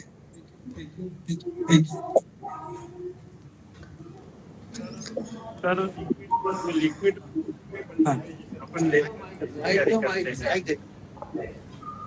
सर मेरा क्वेश्चन है कि प्लास्टिक या लिक्विड फूड कैरी थोड़ा सा रुक जाना है, अगर जरूरत पड़ेगी ना तो फिर आप कहीं अटक ना जाओ इसलिए। आपने ऑप्शन थोड़ा लेट है मुझे लगता है। मैंने पहली स्लाइड में ही मिल्क में लिखा है, मिल्क में माइक्रोप्लास्टिक मिले हैं, काफी मात्रा में मिले हैं। हाँ, ये माइक्रोप्लास्टिक प्लास्टिक मिले हैं बिल्कुल।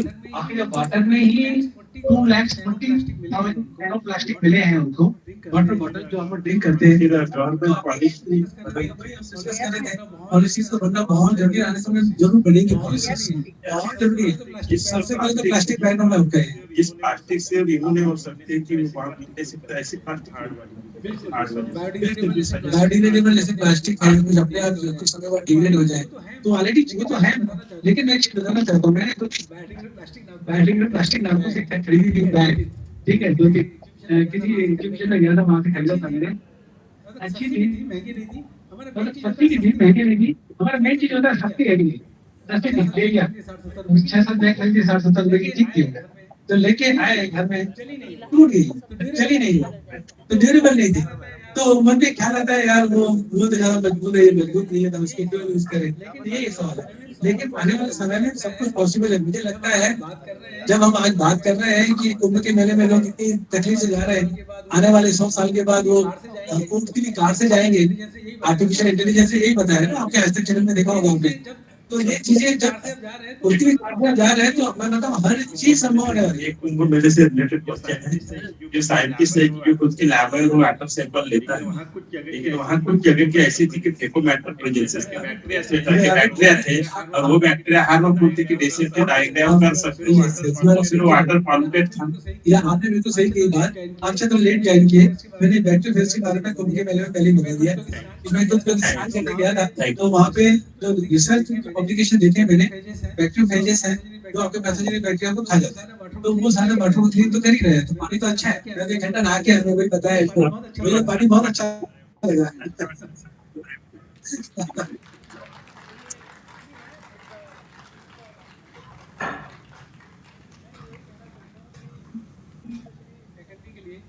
फैकल्टी के लिए और मेरे लिए भी है, इसलिए आप लोग के लिए मेरे लिए ये हमें दोनों देवियों की पूजा करना बहुत जरूरी है, चाहे वो सरस्वती देवी है, चाहे वो लक्ष्मी देवी है। जब आप सरस्वती देवी की पूजा करेंगे तो पैसा तो कुछ मिलेगा नहीं, पूजा करनी है जरूरी है, सरस्वती है, तो उसमें आपको डेफिनेटली बेसिक रिसर्च हम जब बात करते हैं वो बेसिक रिसर्च हो गया, लेकिन आपको लक्ष्मी की भी पूजा करनी है ताकि आप जो भी काम कर रहे हैं उसमें कोई टेक्नोलॉजी प्रोडक्ट बने, तो वो लक्ष्मी की भी पूजा करनी है ताकि कुछ पैसे आए। तो कैसे आएंगे? तो आप बेसिक रिसर्च में करिए, अप्लाइड रिसर्च दोनों कंबाइन करके करेंगे तो आपको प्रोडक्ट भी बनेगा, टेक्नोलॉजी भी जाएगी, और कोई भी सब काम करते हैं ना, हम हमारे स्टूडेंट है वहाँ पे यूनिवर्सिटी बड़े, तो हम लोग मैं उनको यही बताता हूँ कि आपको इतनी अच्छी भविष्य दे रही है सरकार, इतना पैसा मिल रहा है हम लोग को रहने के लिए, क्या आपकी इंडिविजुअल सोशल रिस्पॉन्सिबिलिटी नहीं है?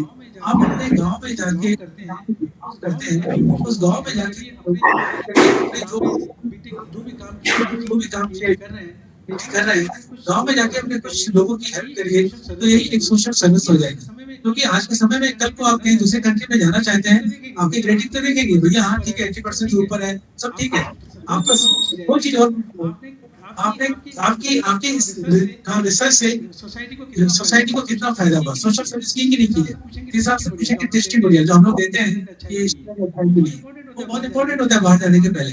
आपके रेटिंग मान लीजिए किसी का मान लीजिए 90% है और किसी का 70% है, और 70% वाले ने सोशल सर्विस ज्यादा की है तो 70% वाले का सिलेक्शन हो जाता है, 90 वाले नहीं होता। ये सारी चीजें होती है, इस चीजों में ध्यान दीजिए, बहुत जरूरी। Thank you.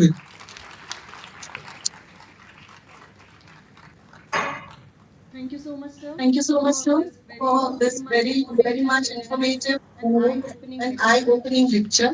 I would like to thank Krishnani sir for inspiring us to do research and discouraging us for the use of plastic. Now we'll be moving on towards our next lecture. So our next resource person is Dr. Preeti Shivhare Lal ma'am. She has already joined us on online mode. She is senior scientist from Saharanpur, UP. I would request Gagan to come and introduce our resource person to the audience.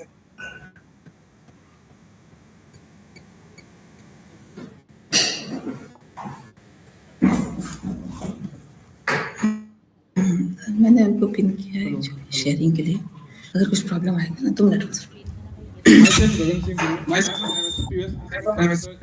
semester student at Department Geology of our campus. बड़ जमगढ़ा दिन के पहुना आए बड़ जमगढ़ा दिन हवे जेमा रंग के पहुना आए हवे, सफा कोई नाश्ता करे हवन बजने के भाषा बाजे।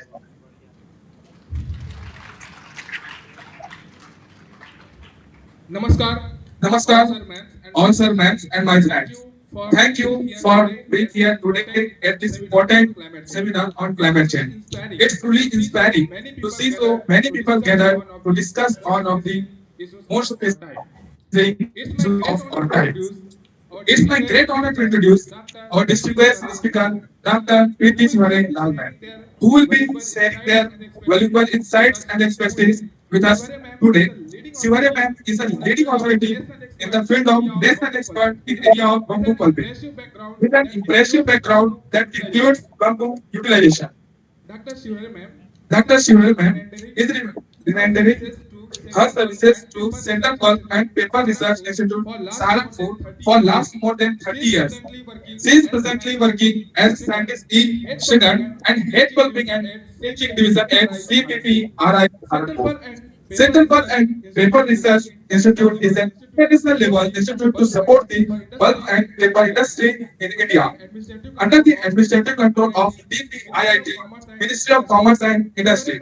Shivhare ma'am completed her education MSc PhD in chemistry from School of Studies in Chemistry, Pandit Ravi Shankar Sugru University, Rajpur. During her PhD, she has awarded with fellowship SRF and RA of CSR and received Young Scientist Award for paper presentation in web course seminar. She had joined CPPRI in 1993. She has expertise in the area of solid waste management, raw material handling, pulping of various raw materials, advanced leaching including ozone and oxygen bleaching. She has selected for Swedish fellowship by SIDA and undergone training by Market Sweden. She has completed many national and international projects on pulping and bleaching and has expertise in utilization of various conventional and non-conventional raw materials for pulp, paper and board production. We are incredibly fortunate to have Sivarata here with us today, and I have no doubt that the insights here will help depend on our collective understanding and inspire meaningful change. Thank you. Hello. Thank you, Chiranjeev. Am I audible? Hello.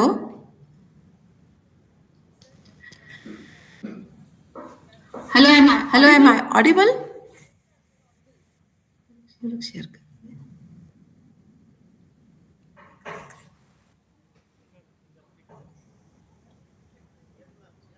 Yes, ma'am, you're audible.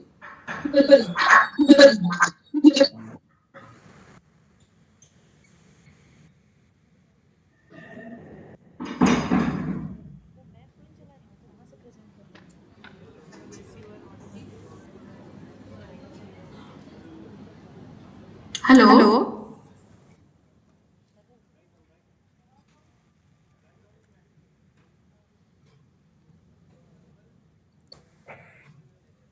Hello? Yes, ma'am, you're audible.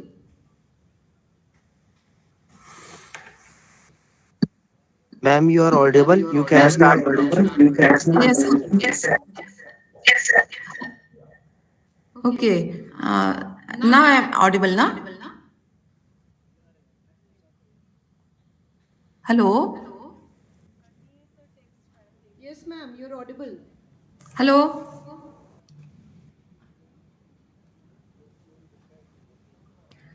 Am I audible?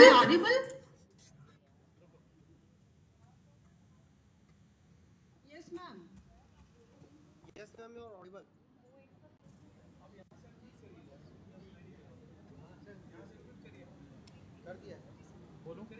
Hello, sir. Yes. Yes. I am very thankful to for providing me this opportunity for presenting my work and the very relevant topic on sustainability and climate change. I acknowledge my thanks to Dr. Suchitra, and I welcome the audience and the delegates present there, Dr. Damle, Dr. Krishnani, Dr. Mayur, Dr. Haram, Dr. Sanjay, and all dear students. So my presentation is quite relevant as Dr. Krishnani and his presentation on the very relevant topic on microplastic mostly, and the hazardous effect of the microplastic. Can you start with the first slide of my presentation? Can you display it? Hello?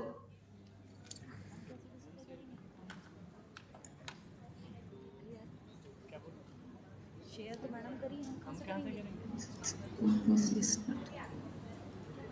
यहाँ बोलिए ना, इसको छोड़िए, यहाँ बोलिए। एक minute, madam ने दिया है क्या अपना प्रेजेंटेशन? नहीं दिया। वहीं से मूव होगा ना ये मैं शेयर करती हूँ, इसको स्टॉप। इन्होंने भेजा अपना।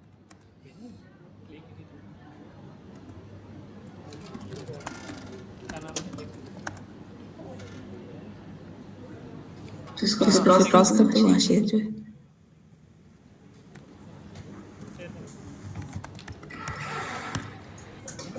Hello. So the topic of my presentation is the recycling of paper and reducing the single-use plastic, a path towards the sustainable development.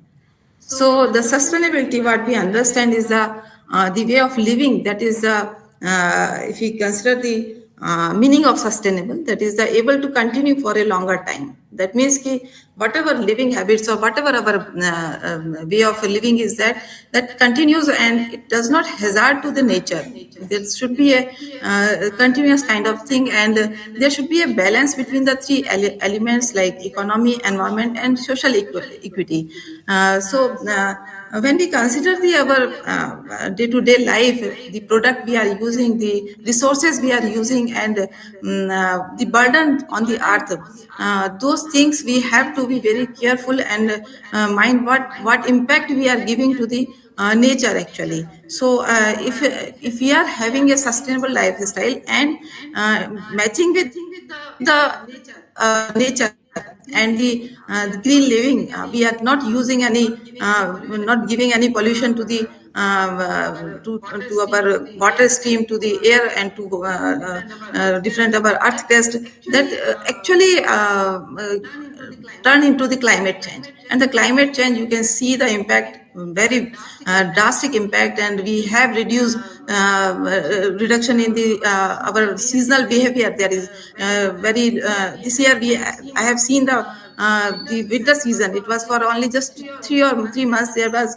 impact on overall impact on seasonal variation on the different season because of the burden, the air pollution, the pollution to our soil and overall. So I belong to the this industry, that is the pulp and paper, and the paper making itself is a very sustainable thing. So there is a very misconception about the paper making and paper production, that is a very polluting industry, and we should reduce the pollution, and we should discard the reduce the paper use also. But the thing is that if we go for alternate, there what alternate we have? Earlier we were not having plastic, like 30-40 years back. We were not having the plastic. We only have the paper for packaging, like our bread, like our newspaper. Lot of paper consumption was there. So when the plastic came in picture, and gradually the paper has reduced its use in a routine life. And there is literacy is there, our writing printing is there, but the packaging grade, once we have a mandate for single-use plastic reduction, and the plastic hazard, and the plastic contaminants, and the microplastic. So now we realize that what importance paper has in the packaging. So paper itself is paper production is a sustainable thing, and sustainability is the core of India's paper industry. How it is related to the sustainable practice or the sustainable industry, rather than a water consuming industry, water polluting industry, that I will focus, and how much paper we are, what is the structure of our industry, paper industry. And though it is a specific segment or sector or commodity, but it is related to our life. So we have always care for that making paper and using paper and disposing paper, all three are sustainable kind of things. How it is related with the presentation also, and the things you can do in your future or in your normal walk of life. That is the thing which I'm going to present here. So paper is one of the most environmental sustainable product, and it's biodegradable. It is unlike plastic, it is, you can decompose, whether it's a craft grade thick board also.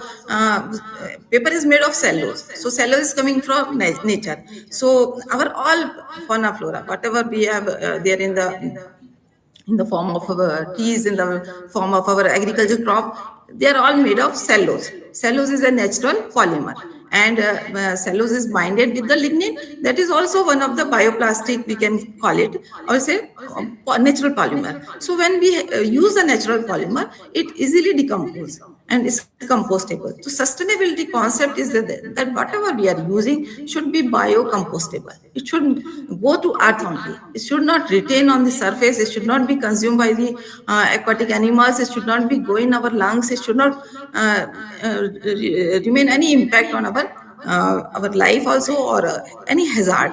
So if you consider the overall industry, paper industry, that is actually structure. So our industry actually have three basic segment, that is agro and wood and recovered.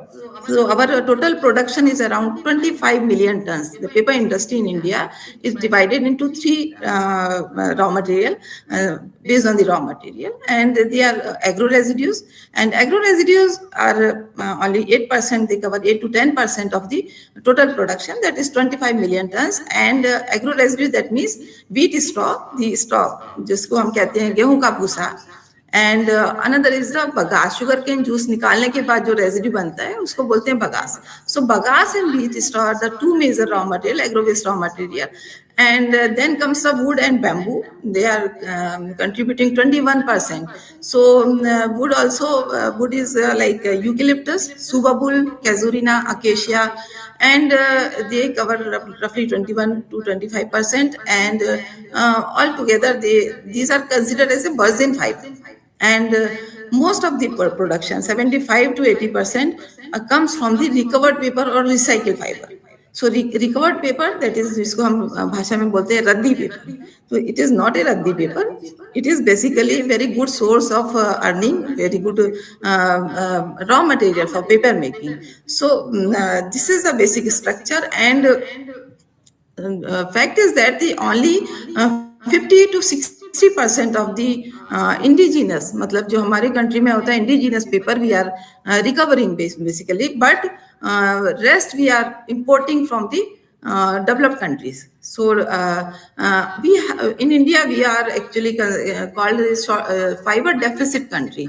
मतलब हमारे पास raw material कम है. So what the developed countries, they have the actually long fiber pine as a raw material mostly, like Canada, US, and Scandinavia. So those countries, they export our this raw material as a recycled fiber, and we buy from them, and a lot of forex we spend on that. So considering that, if we have a very good recovery of our paper, मतलब हम रद्दी paper का collection अच्छे से करें, अगर हम उसको गौर करें कि हमारा कहीं पेपर वेस्ट तो नहीं हो रहा है, it is going back to the industry, so that we can increase the this use of the collection of waste paper, which is actually right now is in between 40 to 50%. We can enhance to 80%, which is the scene of developed countries. So for that we are making efforts, and this presentation about. So some facts, again I'm telling you that the basic, if you consider the raw material like virgin fiber or wood fiber, to around 5 lakhs farmer. 5 lakh farmers are engaged in growing the plantation. So this industry not only support the produce the paper, but also is the livelihood for many of the farmers. 5 lakh farmers, they actually plant the wood. So the biggest myth about the paper industry, as I told earlier, that a lot of trees are cut to make paper. That maybe among you, those who are there in the audience, students and others, they think that the paper is coming from the cutting the forest. It is totally misconception and misleading thing. That the fact is that the tree are used for making paper are actually an agriculture crop like vegetables and farms, and paper can only be made from the specific trees like subabul and casuarina and eucalyptus, and they have very short lifespan, that is 4 to 5 years is the harvesting time, and they are used for this purpose. So paper is not produced from cutting the forest. It is given by the farmers basically. So paper comes from farmers, not from forest. So you remember this thing, that while using paper, you are reducing the consumption of plastic basically. And the second part of this presentation is focused on how to reduce a single-use plastic, and what are the ways and what are the alternate. And only alternate is the cellulose, and that is the paper industry, pulp and paper industry. So while using paper, you are not doing any wrong thing. In fact, you are saving water also, and saving your plastic also. You are not using plastic, and number of replacement of single-use plastic has been done by the cellulose and pulp and paper and board. So there are different kind of the products which are made of the pulp. We started with the overall use of the pulp and paper production, which is 25 million tons on an average.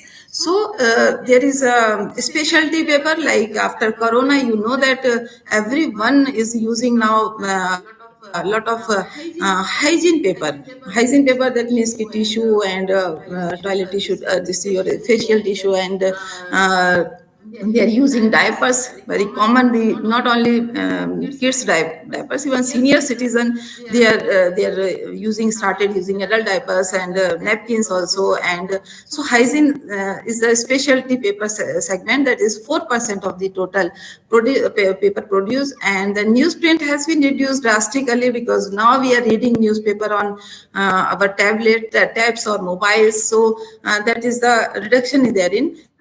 And writing printing paper, because of we have 140 billion population, and roughly 1/4 of them are the students, so they are using writing printing paper. Copier paper still we are using printouts, and we feel it easy to read, and so that segment is 23%. And major is the packaging, that means industrial packaging, that means the carton board and the for carrying the goods, and packaging means your this one normal wrapping papers and everything.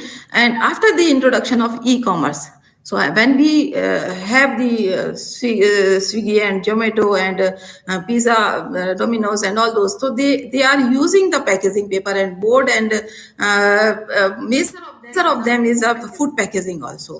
So while packaging and paper and paper board cartons and everything, they are actually the substitute of the plastic. So that segment has increased like anything. So in fact, since in this industry for last 30 years I'm working, and we were also scared when the computer क्रांति जब आएगी, अब तो paper तो use ही नहीं होगा और industry तो गई. लेकिन उसी समय पैरेलली जब न्यूजेंस of plastic increased, जब लोगों को realize हुआ, then they started using paper, and paper ने बहुत तेजी से उस मार्केट को कवर किया है. So there are the things actually how things taking shape, actually the market scenario and the demand and the concern and the focus. Even in a small child, they are focused about that I don't have to use the polythene, I should restrict the use of plastic. So these have actually promote this segment, basically packaging paper and board segment. And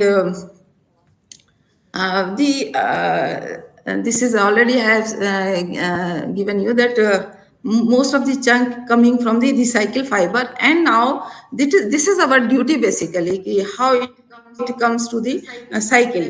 When we use a paper, when you bring a paper product or paper carton board or newspaper or your copy books, everything, annually we dispose them to kabadi wala, कि रद्दी वाला आएगा हम उसको दे देंगे, either newspaper or kuch bhi ho. But still we are lacking, we are having a shortage of the fiber. And because we are having imported fibers, उसके लिए हमें पैसा भी खर्च करना पड़ रहा है. And those things are actually promoted us to have a overall study on this segment, ki how to increase the collection. So this is the overall resource consumption. When we use raddi paper or recycled paper or waste paper, we don't call it waste paper, it is actually recyclable paper. We can recycle it at least 4 to 5 times paper can be recycled. So the utility, if you consider, and the impact, that is solid waste impact and the wastewater generated, virgin vis-a-vis recycled paper, there is a great difference in resource consumption and effluent or this burden of the pollution as compared to virgin. So when we go for pulping, just I'm giving you an idea. if we go for a pulping of wood or agro waste raw material like wheat straw, भूसा हम जब करते हैं, तो जब हमें lignin को निकालना होता है रॉ मटेरियल में से, तो हमें काफी मेहनत करनी होती है. ओवरऑल पूरा एक प्रोसेस होती है पल्पिंग की. उसके बाद फिर हम उसको ब्लीच करते हैं, और ब्लीचिंग के बाद जो मेरा एरिया है वो पल्पिंग और ब्लीचिंग तक का है, रॉ मटेरियल प्रिपरेशन भी. और उसके बाद जब पल्प तैयार हो जाता है, just like white paper, white pulp 85 to 90% brightness का जो आप यूज करते हैं कॉपियर में, पेपर में, then we have paper section. There we add the sizing chemical, alum use किया जाता है, फिलर यूज करते हैं, वेट एंड एडिटिव्स यूज करते हैं to make paper runnable. So India में जो पेपर इंडस्ट्री है वो इस तरह से रॉ मटेरियल वाइज भी क्लासिफाइड है, और स्मॉल और मीडियम और लार्ज इसके लिए यूनिट भी क्लासिफाइड है, और बेस्ड ऑन दैट टेक्नोलॉजी में भी डिफरेंस होता है, तो वो एक अलग सेगमेंट हो जाता है. But most of the mill size हमारे यहाँ जो इंडिया में है वो 500 टन पर डे का साइज है, एवरेज, ऑन एन एवरेज. लेकिन रिसाइकिल फाइबर बेस्ड जो यूनिट है उनका सीन बिल्कुल अलग हो जाता है. They don't have to remove lignin from the raw material because it is already bleach pulp, और they just have to dink it and to run on the machine. So technology just इसको गलाना है, that is called the hydra pulping. Hydra pulping के बाद again get the लुगदी जिसको कहते हैं pulp, and they can make board and your paper also. So depending on the incoming recycle fiber, what are the qualities, we have that quality of the paper. So most of the packaging grade paper, they are coming from the recycled fiber. So recycled fiber itself, अगर आप बात करें उसकी, तो हमारे यहाँ जो costing है अभी रॉ मटेरियल की, जो वुड की कॉस्ट है वो एक BD बेसिस, मतलब बोन ड्राई बेसिस या oven dry basis without moisture, it's around 18 to 20 rupees kg, मतलब 18,000 to 20,000 पर ton. As compared to recycled fiber paper which has around हम जो रद्दी खरीदते हैं या बेचते हैं मिल को जो जाती है वो 10 से 12 रुपए किलो में जाती है. तो कॉस्ट में काफी अंतर है, प्लस उसमें उसके अलावा यील्ड आल्सो. सो किसी भी रॉ मटेरियल से जब हम बनाते हैं virgin fibre like would, when we go for pulping and bleaching, after bleaching we have suppose if we are taking 1 ton, we get only 400 kg of the virgin fiber or pulp fiber. And again then we go for when we go for paper making, then 20% loading is there for alum and sizing and other things, and that make the paper stock preparation is there before running on the machine. But in recycled paper we have a yield of 90% because there is no lignin, it's all cellulosic fiber. Only ash content like जो fillers से वो wash out हो जाते हैं, and then we again उसको use करते हैं. So utility wise making paper from the recycled fiber is very easy, and because of that there are around 500 units, more than 400, in between 400 to 500 there are units which are producing recycled fiber paper, mostly in Kashipur region, Kashipur region, Gujarat also, in different part of the country. In Chhattisgarh there are 3 paper mills which are based on the recycle. One is Hanuman Agro and one in Razim also. Very few mills, but the virgin fiber, which is actually the writing printing and paper that come from virgin fiber mostly, and the bleach grade pulp, there are only 30 to 32 mills they are producing, and ITC is the leading among them. And virgin fiber has importance in food packaging, where we have not to bring the direct contact of food material with that of the virgin fiber.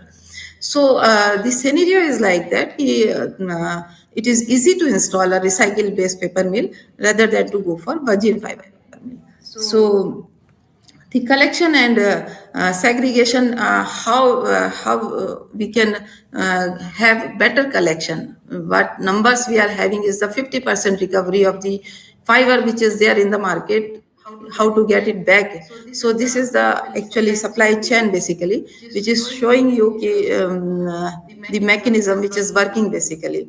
So the post consumer base, what we are having actually, जो कबाड़ी वाला हमको, अगर हम domestic use की बात करते हैं, there are different kind of recycled fiber, like industrial base is there, then printing house base is also there. In domestic base की बात करें, जो हम vendors को देते हैं कपड़े वाले को, so post consumer waste that is called. And then there is a primary sorting center. They sort out the different grade of the paper, and then they store it also, and they again send to their collection center, zonal segregation center, and then they are made the build of that. So densification before transportation is also necessary. Any raw material, when we densify it, either it is recycled fiber or maybe agro-based fiber, we have, before transportation, we have to densify so that we can save the transportation cost, and we send it to large storage space, and there are then pre-consumer the paper mills. They are dispatched to paper mills. So this is the mechanism. Now how it works, the kabadi wala, which we come in contact, or the person who collect the raddi paper, the awareness should be there before giving him to the paper. It is not only newspaper, it is not only your school books copy or books or copies or those things. The small piece of paper like pizza box also, you don't dump in your dustbin.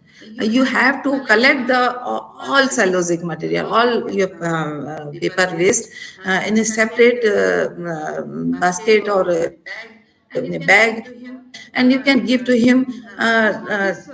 Most of this concept of the recollection or increasing the recovery of waste paper or recycled paper is based on the awareness basically. So बहुत सारे लोग जो होते हैं वो newspaper को चाट वाले को दे देते हैं, या खोमचे वाले को जो भेलपूरी बेच रहा है उसको। काफ़ी कुछ हम लोग अभी भी कुछ खरीदते हैं, तो चना हुआ कुछ हुआ तो वो किसमें, न्यूज़पेपर में है। So that paper has value actually. अगर एक अवेयरनेस ऐसी रहेगी, no nothing we have to send, we have to just give to kabadi wala which is going to the mill. एक सिंपल स्टेप्स हैं, like the program we are having, हमारा जो project चल रहा है waste paper recycle promotion centers, we have set up a center in Delhi in Patparganj, and there we are understanding the mechanism, and most of the activity are focused on the awareness program to approach to schools, basically school children and the college students. They are very enthusiastic actually, how to this they can support to some industry, to society also, and so we make awareness program for them so they can increase the basically collect it from their household and put in a big basket, and then on a weekly basis it can be given to the this kabadi wala.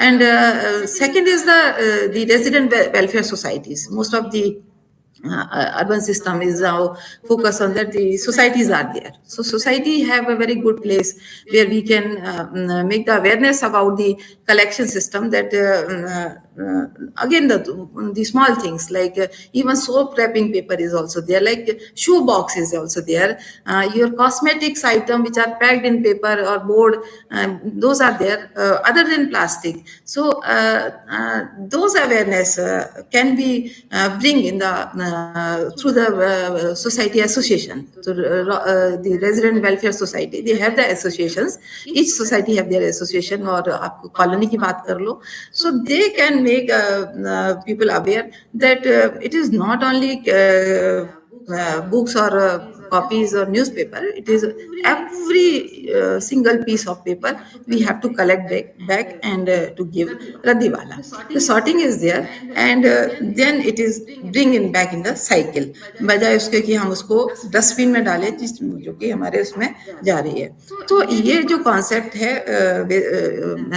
the collection का, the waste paper recycling and collection, that lies in the waste paper management rule, waste management rule 2016. You must be remember that after having the Honorable Prime Minister Mr. Modi as our Prime Minister, the very first moment he started is a cleanliness drive. So cleanliness lies on that we have to, the smart city concept is there, that we, and the overall concept of the cleanliness is that we have to not to litter any waste in the street. we have to collect it, we have to manage it. And how to manage it? So very first thumb rule is the 4 or 3 basket collection system. I am sorry that I am not there and I cannot see the raised hand, but I will request to get the input that how many of you are segregating the waste. आप में से कितने लोग हैं जो गीला कचरा और सूखा कचरा अलग कर रहे हैं? I will be happy to know that if you are aware that even बहुत पढ़े लिखे लोग भी नहीं करते हैं इस चीज को कि once we start separating the waste, like अपना किचन वेस्ट है, छिलके हैं जो सब्जियों के, उसको हम सूखे कचरे से अलग करेंगे तो हमारा आधा काम तो वहीं हो जाता है. एंड बीइंग एक जागरूक नागरिक जिसको बोलते हैं, एक aware citizen, if you are you feel that you are, or you are literate enough, or you are concerned with the environment, then obviously you will go for segregation of the waste. Either it is collected or not, wherever you are disposing. So the rule, what rule says? Let us see that, because the waste paper collection is directly related with the solid waste management or municipal waste management, and the Act 2016 that is framed by the Ministry of Urban Planning. And so this is a very general thing actually, and I understand that आप लोग में से mostly कर भी रहे होंगे. So there are 3 basket system. One is the green, जो आपका waste है, that is in green basket, which is compostable, that is organic waste, and you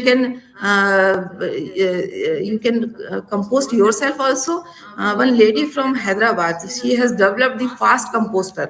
ऐसे उन्होंने कंपोस्टर्स बनाए हैं कि वो बहुत तेजी से उसको कंपोस्टिंग कर देते हैं. So normal composting time is, bio composting time is the 2 months around, and that also requires some kind of temperature maintenance is there, some seeding is also there, sugar water और गुड़ का पानी डालते हैं तो वो कंपोस्टिंग बनता है. But compost has this value, आप उससे रेवेन्यू भी जनरेट कर सकते हो. सो where there is a lot of chunk of the waste, it is mandatory, especially my family lives in Bangalore, and there is the societies, there is a very strong rule actually. When we have 2 basket system, not the 3, 2 basket, one is red, one is green, and the green basket is for gila kachra, and that gila kachra have to be composted in your premise only. आपको अपनी society में ही composting करनी है.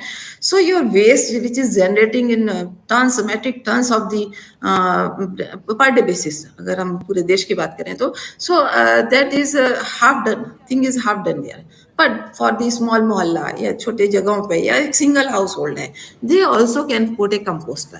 कंपोस्टर्स are available there, and if you Google करेंगे थोड़ा सा तो आप मैकेनिज्म भी समझ जाएंगे कि how to make the compost. मैंने अपने घर के पीछे में पिट बना रखा है, and I dump there my gila kachra, मेरा सब्जी और फलों का जो वेस्ट है जो यूज होता है अमाउंट, तो वो मैं वहाँ डंप कर देती हूँ. And you will believe not believe that खाली मुझे हफ्ते में एक दिन जो अपना डस्टबिन को खाली करना पड़ता है, क्योंकि प्लास्टिक बहुत कम होता है और आपका पेपर वेस्ट भी बहुत कम होता है. तो आप अगर मिक्स नहीं कर रहे हो तो आप अपने आप ही मतलब उसको रिड्यूस कर रहे हो. तो ये आपका सस्टेनेबल लिविंग है अगर आप ऐसा कर रहे हो. If you are separating the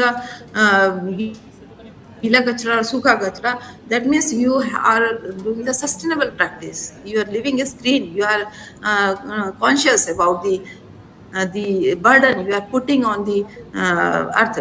So that is the thing. So composting is essential for your gila kachra.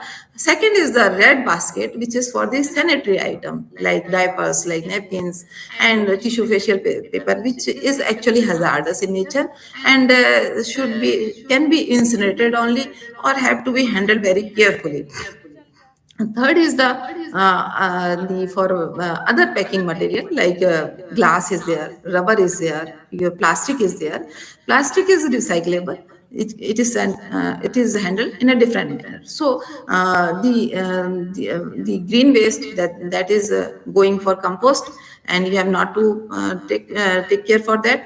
Other things are collected by the municipal authorities and they go for to their concerned division. They send to it, and this practice is mandatory for the smart cities. And you must be knowing, if you read the news and listen the news also, the Indore is in Madhya Pradesh, that is the most green city. It is awarded for last many years. They are considered as the most smart city because they have very good mechanism of the solid waste management. So solid waste management and promotion of your waste paper collection, they are interconnected basically. So higher you are collecting your dry waste and higher percentage of the paper is there, automatically you have following the supporting the industry basically. So this is the key features that waste segregation and disposal agents must separate the waste into wet, biodegradable, and dry cyclable and hazardous, three category. So instead of two bin, green and red bin, there should be three bins concept there in the community. And the processing waste, not only composting, biomethanation is also one of the concept, and there is very huge in demand because syngas or biogas collection and filling to cylinders, the techniques are there, and there is a very huge potential of earning wealth from that. So as Dr. Krishnani told that it is not only basic research, we have to go for making money also. So making money is possible from solid waste. Very most of the NGOs, like WOW is the NGO, waste out of wealth, or well-being out of wealth. That is a movement that is run by the ITC. IT is the company, Indian company, and they are a multinational company also. And they have put the system of waste collection, the dry waste and wet waste. Those who are not able to compost or they are not managing their green waste, they have running the campaign for waste collection, segregation and collection. So by doing that, they are supporting in their CSR fund, the Corporate Social Responsibility Fund. They are doing that activity. But other than that, I am telling you that in Delhi there are a number of NGOs. They are working on that. You may be also having in Durga or Bhilai or Rajnandgaon, those societies or those NGOs. They are working on waste management. So waste management is not only a non-paying job, very huge potential of earning money out of that. So like while I was going through a video from Indore city, the segregation of waste, those NGOs like Sahas is an NGO in Delhi. They are corporate house also, and they are also NGO. So NGO is making people aware and giving them rewards and promoting the segregation and collection of the waste and managing the waste. And the corporate house, they are having a good revenue out of the waste. So not only making compost also है, 5 रुपए kilo 6 रुपए kilo आपको मिलेगा अगर आप खुद भी बनाते हैं तो, आपकी सोसाइटी में अगर फैसिलिटी है. So you can sell also, but other than that there is a good potential of those waste for making gas for fuel, for biomethanation, methane gas, for making energy point of view. So that is actually wealth, waste out of wealth, आप wealth बना रहे हो उसे.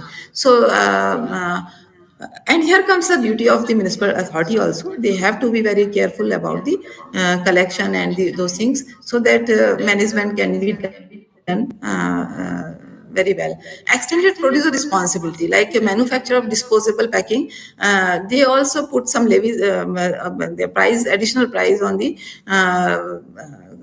management of the packing material. That concept is there in the developed countries very well. They have to, like electronic goods, you feel that paper using a laptop or using tabs, they are more environment friendly, but the electronic waste, e-waste, is a pile up day to day. Each person, they are disposing mobile every year. So you see the head counts in and how if everyone is disposing to at least 3 or 4 years one mobile, there is a pile of the e-waste. So management of e-waste is much more headache or electronic waste rather than the paper or paper board. So we have to think for that while using paper, we are really saving environment because it's compostable. It's actually sustainable kind of practice basically. So this is actually how to manage the waste, and like landfill is there for disposing all kind of waste, like garden waste is there, the dry leaves and all those things can be go for landfilling. Other than in this आपका real estate से जो waste निकलता है आपका infrastructure development से, that also can be go for, and installation for basically hazardous waste, that in a systematic manner, and composting for the green waste. So this is the way of managing the waste. And so as I told you that Indian paper industry, they are unfortunately we are on 50%, and we have to go a long journey. We have to travel, that is to 80%. And if we do that, then we will save the see the point. India imports about 8 million tons of the waste paper, and we are losing forex of $1.6 billion. So huge amount of forex we spend on the imported paper, and which we can manage if we follow the practice of better recovery or better awareness among the society. And we have better recovery of the waste paper, so that we can provide to paper industry. And if we talk about there are a lot of totally different segment that is actually. So municipal solid waste generated, that is by 2031, 160 million tons. कचरा जो हमारा जमा होगा, मतलब जितनी हमारी population है उसके हिसाब से. And those who have traveled to Delhi, they must be knowing about the Ghazipur pile of the kachra, which was actually the concern for कि जब इलेक्शन हुआ था तो इट वाज सेड कि ये जो पहाड़ है कचरे का वो हटा दिया जाएगा.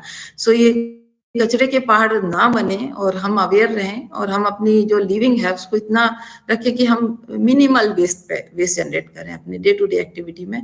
That should be our motive. So what efforts our institute is doing, that is the CBPRA Saharanpur. So we had a project of around 6 crores fund government has given to us, and in that we have to set up the 2 center for all those activities. So after awareness, there was certification. The segregated based certification program is also there. So first part of the project we are doing right now, and we have set up a center in Delhi, and we are working on waste paper collection, promotion of waste paper collection for better recovery. And with this awareness program, ITC is also involved, Bow movement also involved, and the South Delhi, where the people are more literate, or they have followed the smart city rule also, so their recovery is better than the other areas because of the better promotion and awareness program. So that activities we are following, and this is actually work plan of that the overall activities which we are carrying out. And so it is my request, that was the first part of my presentation, that please segregate the waste, gila kachra, sukha kachra, and also collect a single piece of paper for your vendors or your radiwala, so that कहते हैं ना बूंद बूंद से पानी, बूंद बूंद से ही घड़ा भरता है कि पानी बूंद से. तो वही मेरा है कि अगर आप ये अवेयरनेस अपने में लाते हैं, then you will definitely support the society and will be fiber supplier to industry, paper industry, which is lying on 75% production on waste paper, and out of the requirement only 50% is meeting out our domestic collection. So that is my urge, my request, to think about that, and take an oath that you will segregate the waste and you will collect the paper so that it can bring back to the system. And second is my paper, this presentation is how to reduce the use of single-use plastic. And single-use plastic, as I told earlier also, that it can be, how it can be reduced by replacing with the cellulosic based product. But before that, what is the single-use plastic?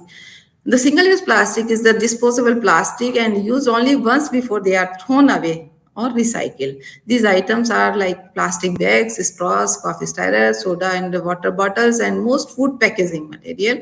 And up to 50% of the plastic that we use are the single-use plastic. Single-use plastic that we are not going to recycle it, just throwing it. And throwing it means it is going anywhere. Anywhere means in river, in sea, in cow stomach, or it's a nuisance, it's a hazard only. So it's a convenience also. When we go, खाली हाथ हम सब्जी वाले के पास जाते हैं तो हम यही सोचते हैं कि कौन जहमत उठाए थैला लेने की, है ना. तो वो तो है, पॉलिथीन देगा, अभी भी चल ही रहा है क्योंकि एकदम से रोका भी नहीं जा सकता, बहुत सारे लोगों का एम्प्लॉयमेंट भी जुड़ा हुआ है उससे. But how it is making difference, global warming से लेके आप ये देखिए कि ड्रेन, एक छोटा भी टुकड़ा हमारे नाली में फंस जाता है तो पानी भरना शुरू हो जाता है. जितना भी आपका जो बाढ़ आ रही है, कितनी जगह जो ड्रेनेज चोक हो रहे हैं, आप कितना बचोगे उससे? तो इट इज ओनली दैट कि आप उसको मत यूज करो, you reduce it. How we can reduce it? So see the pollution, the heap of the kachra जो भी urban waste जो landfill में जाता है, that is ending into landfill only because we cannot use it, reuse it. So recyclability or the thing we can recycle should be used only. So this is a this has to be actually bring down. And the concept, when people start realizing, it was actually 1933 when we accidentally came to know that polyethylene is a substance which is water resistant, it is oil resistant, and even after 1933, when it came to know, then it commercialized and it bring in the society. But हमें भी अपने बचपन में उतना याद नहीं है जितना आज हम प्लास्टिक को यूज करते हैं. अब तो रिड्यूस होने लगा है. So the plastic used in packing basically was very less in our childhood. But during last decades or 15-20 years back, it was grow like anything. And after the ban on single-use plastic, now people have started realizing that it really is a nuisance and we have to reduce. So plastic waste management rule, that is a part of the solid waste management, as amended and provided, and it was overwhelming support of the banning single-use plastic. And if you see this picture, that the plastic what we are using in packaging, that is the 36% is the single-use plastic. That means it is not recyclable. We are not going to recycle it. So this has to be banned. And how it can be banned, we can see here. So the generation point of view, if you consider the country, India is quite low actually. Australia, they are highest in this chart. They are the most single-use plastic consuming country, and India is only 4 kg per capita. Like paper का अगर आपको बताऊं कि paper also we are using less. The world average consumption of paper per capita, per head consumption is 50 kg.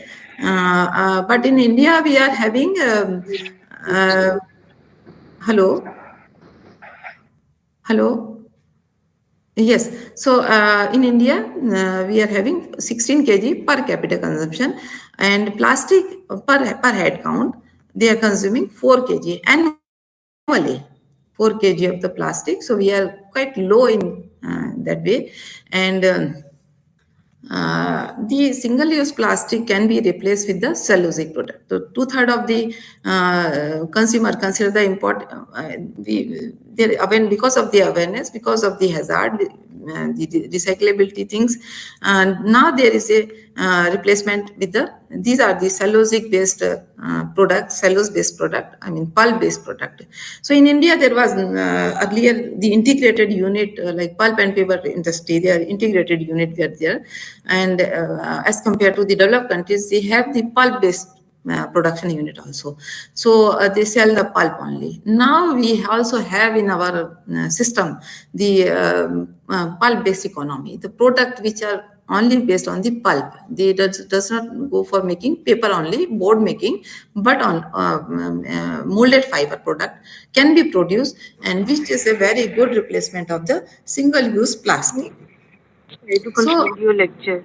Yes. Just 5 minutes only, and that way there is an impact on the social impact, environment impact, and health impact. So the biggest thing that when we use a cellulosic product or cellulosic molded fiber, we have a green practice of living because it's compostable. So anything which is compostable is sustainable. It's coming in the earth crust. It's becoming the part of our earth system, and it make our practice green practice, and or you can organic living, that is called. So mostly the conventional plastic and the bioplastic, the replacement is the now you can understand the cellulose is not a resistant to the oil and grease and the moisture which is there in the food item. If we consider a wet item, food item, then we have to think for the coating. So coating is people they are having coating of the plastic inside, which turn into microplastic and come in the food chain and in our body also. But bioplastics are also there, like nanocellulose based plastic, cellulose acetate is also there, carboxymethyl CMC, that is also there, and many barrier coating item which are biocompostable, and they are resistant to migration of the moisture and oil and grease from the food to the container. So this is actually revolutionize the thing. When we switch over to replace the thermocol and plastic food packaging and other things, other packaging with that of the molded fiber packaging, and molded fiber packaging completely cellulose based packaging, and only a barrier coater that is also friendly, environment friendly or biocompostable is there, very very thin layer of that, and depending on the material what we are packing has actually the whole scenario of packaging is switching over to the cellulose based packaging, and that is the made of pulp. So pulp molded tableware, they are the certain strength का जो requirement है, that can be bring down with very minimal quantity of chemical with very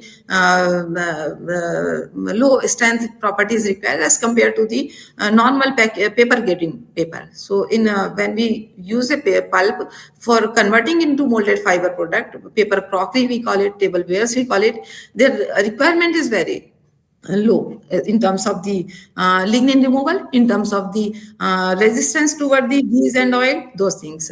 So there are both kind of things. So when we are going for packaging of the food item, then we have to consider virgin pulp. So virgin pulp में भी आपका mechanical pulp है, chemical pulp is there, and what are available in the market, there are sugarcane straw, bamboo, those things are there. We have rice straw in plenty, and we can convert our and Chhattisgarh is the bowl of rice. So rice straw can be converted to these kind of packing material for food grade item very well. And recycled pulp, which is normally electronic goods and the industrial packaging, those kind of thing can be done with the recycled pulp. And if you consider the application fast mode, I'm just displaying, these are the normal food serving item that are still there is no legislation regarding the recyclable pulp or to virgin pulp what to be used, but in developed countries there are very strong legislation that you cannot use the recycled paper pulp for making food serving or food packing those kind of material. And with the growing urban population and the Swiggy, Zomato packing and all those, the food carry over packing things. There is now they are using all molded fiber pulp, and this can be compostable. So this is the making the food item in pulp. And then packing of the your beverage also, your coffee mug, coffee holding mugs, lid also, and then there your electronic goods, cosmetics medicine everywhere जहाँ पर भी आपका plastic was इधर in use like in paper this your perishable item, there are molded fiber making packing material are available there, and they are being used for fruits, for eggs, for electronics, industrial packaging, mobile, everywhere. And this is the medical disposable material. This pen, urine pen, and those kind of things, they are also can be compostable while using, instead of plastic, if you go for making this cellulosic based, either recycle, mostly recycle pulp. So how the industry actually lies now, the applied things, commercial angle. Suppose if you want to आप लोग पढ़ के जाएंगे और कुछ plan करते हैं और सोचते हैं कि मैं भी एक यूनिट डालना चाहता हूँ, मेरे यहाँ राइस स्ट्रॉ है वो है, तो आप उसके लिए दोनों तरह से आपके पास है. एक तो मार्केट में भी पल्प अवेलेबल है जिसको बेस करके आप खाली मोल्डिंग और डाई प्लांट लगा सकते हो. आपको पल्प मार्केट से खरीदना है, और उसके बाद का जो थर्मोफॉर्मिंग है एंड हॉट प्रेसिंग जो उसके अदर सेगमेंट है, वो पूरा एक प्लांट आता है, रेडीमेड प्लांट आता है. Size can be 3 ton per day to 20 ton per day, and that is the possibility. And end to end in-house pulp producing unit also you can put. And I am fortunate that for last 5 to 6 years, around more than 20 startup companies I have supported for making molded products.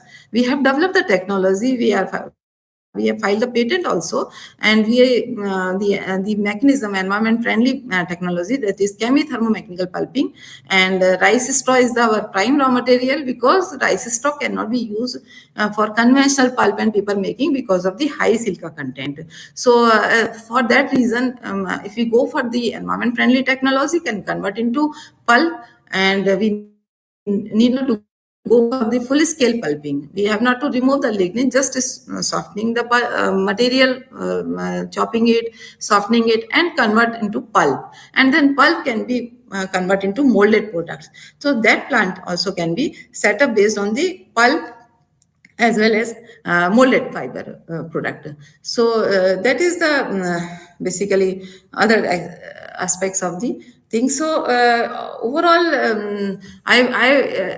my presentation is not more scientific or not more database, but the basic way of living, the things which promote the sustainability. And I request you not to ever use the जो भी आपके party होते हैं, कुछ भी होता है, हमेशा molded fiber products, they are available in paper crockery, and never use plastic, and try to use the product which are recyclable or which are compostable. That is the things. And CPPRI invite the young entrepreneurs. आप पढ़ के निकलते हैं, कोई भी training है, your exchange program है, you can come here and have the training, can understand the things, and can get the funding. Government, the department we belong, DPIIT, is the nodal center of providing startup facilities, funding facilities, as also support kind of things. And you can you can formulate your ideas and can have the training and can set up a small unit, and if you can that entrepreneurship you can develop. So so that is the support we can give you. So with that, I conclude my presentation, and very, very thankful to the management of the college, Suchitra ma'am and Damle ma'am, Sanjay sir, for inviting me and giving me chance to present my work and the ideas before you. Thank you very much.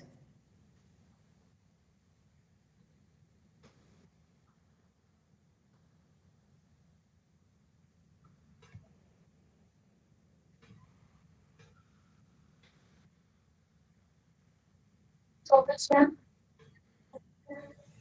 Okay. I guess, Madam. Yes, any question then you can ask me. You can thank. Okay, thank you so much, ma'am. So for the next, as our next resource person, We have Dr. Ashwini Kumar. Sir ने join कर लिया है. Dr. Ashwini Kumar. Yes, I'm here.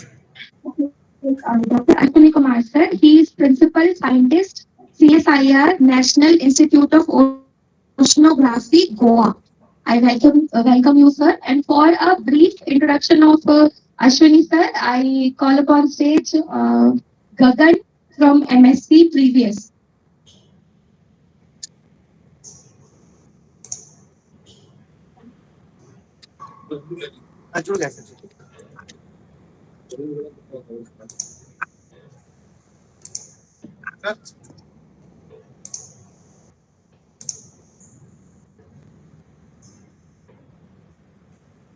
Hello. Namaskar all sir, ma'ams, and my friends.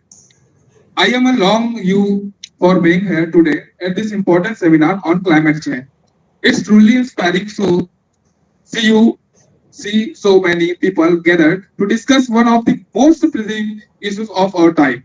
Dr. S. Kumar has made significant contributions to the field of geological oceanography with a strong on atmospheric aerosol, eolene, dust transparent, and the geochemical implication. His academic journey is spanning from PhD at the Physical Research Laboratory to postdoctoral research at the Max Planck Institute for Chemistry has provided him with extensive expertise in biogeochemistry and atmospheric chemistry.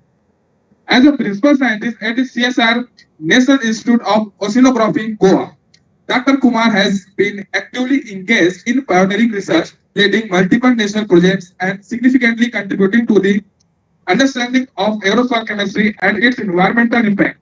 With 37 publications in high-impact scientific journals, his work has garnered substantial recognition, evident in his impressive citation matrix and achievements. Dr. Kumar's involvement in various administrative and advisory roles further reflects his dedication to academic mentorship and institutional development. His accolades include the DST INSA Inspire Faculty Award and membership in the Expert Appraisal Committee of the Ministry of Environment and Climate Change. Underscores his influence in shaping environmental policies and advancing scientific research. Overall, Dr. Ashwini Kumar's academic and research contribution have not only enhanced scientific knowledge but also provided valuable insights into environmental and atmospheric processes. His continued efforts are poised to further impact the field of oceanic and atmospheric science, addressing critical global environment challenges. List of projects implemented. DST Inspire Faculty Award project cost 35 lakhs for 5 years completed. National Network Program on Aerosol NNPA under Climate Change Program of DST project cost 67 lakhs for 4 years completed. SERB Course Research Grant project cost 32 lakhs for 3 years ongoing. Award recognition. DST INSA Inspire Faculty Award 2014 to 2019 by DST India. Member Expert Appraisal Committee, Nuclear Defense and Related Proposal, Ministry of Environment and Climate Change. Full member of ISCO, working 167 trusted. Thank you to give the opportunity. Yeah. Thank you. Am I audible and my slides are visible?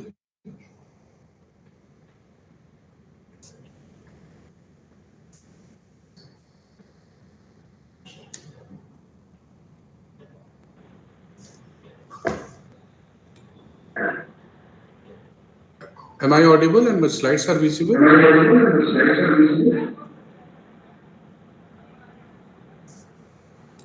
Yes, sir, you are audible. Yes. Okay, fine. So yeah, thank you. Thank you for the kind introduction, and I must thank the organizer for giving me an opportunity to showcase the work we are doing at CSIR, National Institute of Oceanography. So, as the theme of this seminar series is on basically on the sustainability development, sustainable development and climate change. So basically it's more about the developmental issues which should be sustainable and under the climate change scenario, because climate change is inevitable. Everybody is well aware of this fact. And so I will be mostly talking about the issues which are helpful in a better understanding of climate change rather on the sustainable development, because these are two different aspects, although they are linked with each other. But we can do a sustainable development only when we can understand the climate change very well. And for understanding of climate change, it is very important to understand what are the forcing factors, what are the drivers which lead to the climate change. So in that context, now our climate change is linked with ocean, it is linked with the atmosphere. So these things are some of the factors which actually contribute to the climate change. So I will be mostly talking about some aspects which is related to factors impacting the air-sea interface. So I will be talking about atmospheric dust. It is also part of aerosols. I'll explain what aerosols are, and then how it impacts the biological productivity and community in the Indian Ocean. Basically, my research area is Indian Ocean. So as you can see in the background, we have a very nice clear view of Indian Ocean. Basically, this photograph was taken from a ship when we were somewhere around 13 degrees south. And it's in the region called Central Indian Ocean basically. And as you can see, it's a very clear view. And through your naked eye, you cannot see anything. You can just see a clear blue sky and a blue ocean. But let me tell you that this is full of a lot of things which we cannot see and visualize from our naked eyes. And those few things I'm talking about, the particulate matter in the atmosphere. And those particulate matter are called aerosols.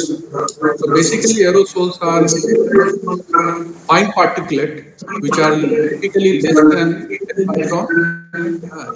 If you consider the thickness of air, which is around 100 micron, so just an order of magnitude lower dimension of this aerosols, and it goes all the way up to 30 to 40 nanometers. So that kind of variability in the size of these aerosols. And these aerosols are here, which we cannot see. These tiny particles, which are not visible to our eyes, they play an important role in regulating the climate. So in the next slide, I will just briefly explain that through this cartoon, you can see that a lot of emissions coming from the continent. So these aerosols are mostly derived from the continent. For example, mineral dust. Then we have a lot of emission from the industries, a lot of emission from the vehicular emission. Then there are plants, they also emit a lot of gases which get converted into the particulate matter. So all these particulate matter getting emitted from the continent. Then we have also ocean source, which also emit a lot of aerosols in terms of sea salt. And then these aerosols, after the emission, when they comes into the atmosphere, mix with each other. And their chemistry is getting changed because of several other chemical processes, which is also termed as chemical processing. So as it gets emitted, the property of this dust gets changed along the transport process. So there is a transport under the conducive meteorological condition, they get transported, and then they mix with a lot of secondary species, which are named here like SOx, which are acidic species, volatile organic compounds. So they get mixed and their property gets changed. And then there is also called cloud processing, which happens when there is a higher altitude transport. Then there is a photochemistry, which is also playing a role. So all these processes makes this dust or mineral dust a very different type of species, which has a lot of nutrients.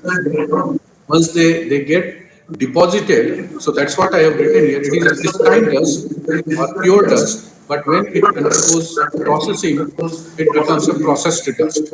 And this dust is completely different than this dust. And the nutrient, which are basically trace metals, nitrate, nitrogenous compounds, phosphorus containing compounds, or silica containing compounds. Those compounds, when once get deposited, they impact the surface biology. And this surface biology actually controls a lot of climate aspect. So my focus is basically to understand what is happening here, what happens here, and then once it goes into the surface water, what happens here. So in today's talk, I will be mostly talking about this interface rather than this aspect, these two aspects, which is another forte of research which we are pursuing here at NIU. So why we are interested in this AIRS interface? What is the reason for? Because when we talk about biology here, what are the biology existing or what are the community existing which actually controls the carbon dioxide removal? Basically, in terms of climate change, we talk about carbon dioxide because this is the greenhouse gases which is increasing in a significant manner, and if it keep on increasing, it will impact a lot to the Earth's temperature, which leads to the further issues of climate change. Okay, so when we talk about this climate change aspect, we talk about a lot of marine phytoplanktons, and these marine phytoplanktons, actually I am not a biologist. I mean, this is something which I am sharing with all slides given from my collaborators. So marine phytoplanktons, and they control a lot of the carbon cycling in the ocean. And carbon cycling is important to understand because this is one of the driving factor for the climate change. So phytoplankton, I think you people are all expert, probably you know what is phytoplankton. This is one of the source of organic matter in the ocean and which sustain the marine food chain, a biological pump. So it contributes to the biological pump. I will explain what the biological pump is, and which which removes the carbon dioxide from the atmosphere into the deep ocean. And these are green color of plant, including phytoplankton. And this is because of plant pigments. So these are typical microscopic phytoplankton. Although they are microscopic in nature, but then it has a lot of, it plays a significant role in the surface water primary productivity, or you can say removal of carbon dioxide. So this is all about carbon cycle. So please don't go into the details of the numbers shown here. I mean, these are the details which I'm not going to discuss much. But what I'm going to emphasize here mostly is that you have a suite of microbiology and phytoplankton, zooplankton, and then all the way from fish to bigger organism. You can see variety of things existing here, and they actually plays an important role in removing the atmospheric carbon dioxide. And this removal of atmospheric carbon dioxide through this mechanism or the processes which leads to the drawdown of CO2 all the way to the deeper ocean. This is called a kind of pump which actually pumps in the carbon dioxide and removes a lot of carbon. This is called biological pump. So biology drives this pump in the removal of carbon dioxide, and understanding of this pump is important. So now this pump constitutes of a lot of microbes which are very diversified in nature, and depending upon their size and shape and the properties, the removal will be very different, and it also depends on the kind of location and kind of region we are talking about. So but this biological pump is impacted by the aerosols. That is where our work comes into the picture, that when aerosol get deposited, this impact the biological pump as well as the biology as well as the biological pump. So these are some of the phytoplankton groups. These are very nice, interesting pictures, and I'll not go into the detail, but then I will just showcase some of the photographs. These are all microbial species, and these are called diatoms, and these are mostly made up of silicate, and which is integrated amino polymers, and these are one of the dominating phytoplankton. Then there are dinoflagellates. See, these are the very fascinating pictures of dinoflagellates which are prevalent in the surface water. Then you have coccolithophores, so this contributes up to 10% of the global phytoplankton biomass. Okay, so these are some of the species which we are talking about. Then we have cyanobacteria, blue-green algae. So these are some of the species which contribute significantly. And these are slides from my co-worker Hemanti Biswas. She is a biological oceanographer and she deals with all these biological species. And you can see these kind of blooms. You can see some kind of rusted patch here, which is different than the blue ocean. And these rusted patch contains billions and billions of cyanobacteria, which sometimes blooms or proliferate because of certain conditions, and that contributes significantly to the removal of atmospheric carbon dioxide. So then we talk about the marine phytoplankton diversity. So you have a lot of diversified organism, and because of their diversification, the things become more and more complex. We don't have only one species or one type of species present in the surface water, and that makes the life a little bit more complex, because depending upon the size, depending upon their properties, so we have to study all the properties, different type, what kind of diversity is existing, what kind of nanoplankton is there, what kind of picoplankton is there, what kind of micro zooplankton are there. So their size also decides a lot. So this is what has been highlighted here, is that the changes in size, structure of phytoplankton influence the fate of NPP. NPP is actually basically primary productivity or new primary productivity. I will not go into the details of these terms, but rather it is primary productivity is basically defined as the removal of carbon dioxide from the atmosphere. So as the primary productivity will be high, the removal of carbon dioxide will be more. So, and if any phytoplankton or any picoplankton which contribute to the more of the net primary productivity, it will be one of the important contributor for the removal of carbon dioxide, which has finally or eventually lead to the climate change.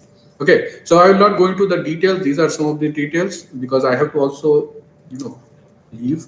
So I will just very briefly dwell upon these things. Now coming to the North Indian Ocean, which is our basically research focus area, and if you see this map, you can find this. There are Arabian Sea and Bay of Bengal. These are the two constituent of this North Indian Ocean. And then there is a lot of things going on here, but I will be not talking about this. And which the picture I have showed you, we have taken somewhere here around 13 degrees south.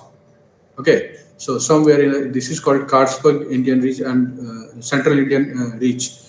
So here somewhere we were there for some other expedition, but then we have also studied some of the aspects related to aerosols. So when we talk about North Indian Ocean, so this is this typically just above the equator, we call it North Indian Ocean.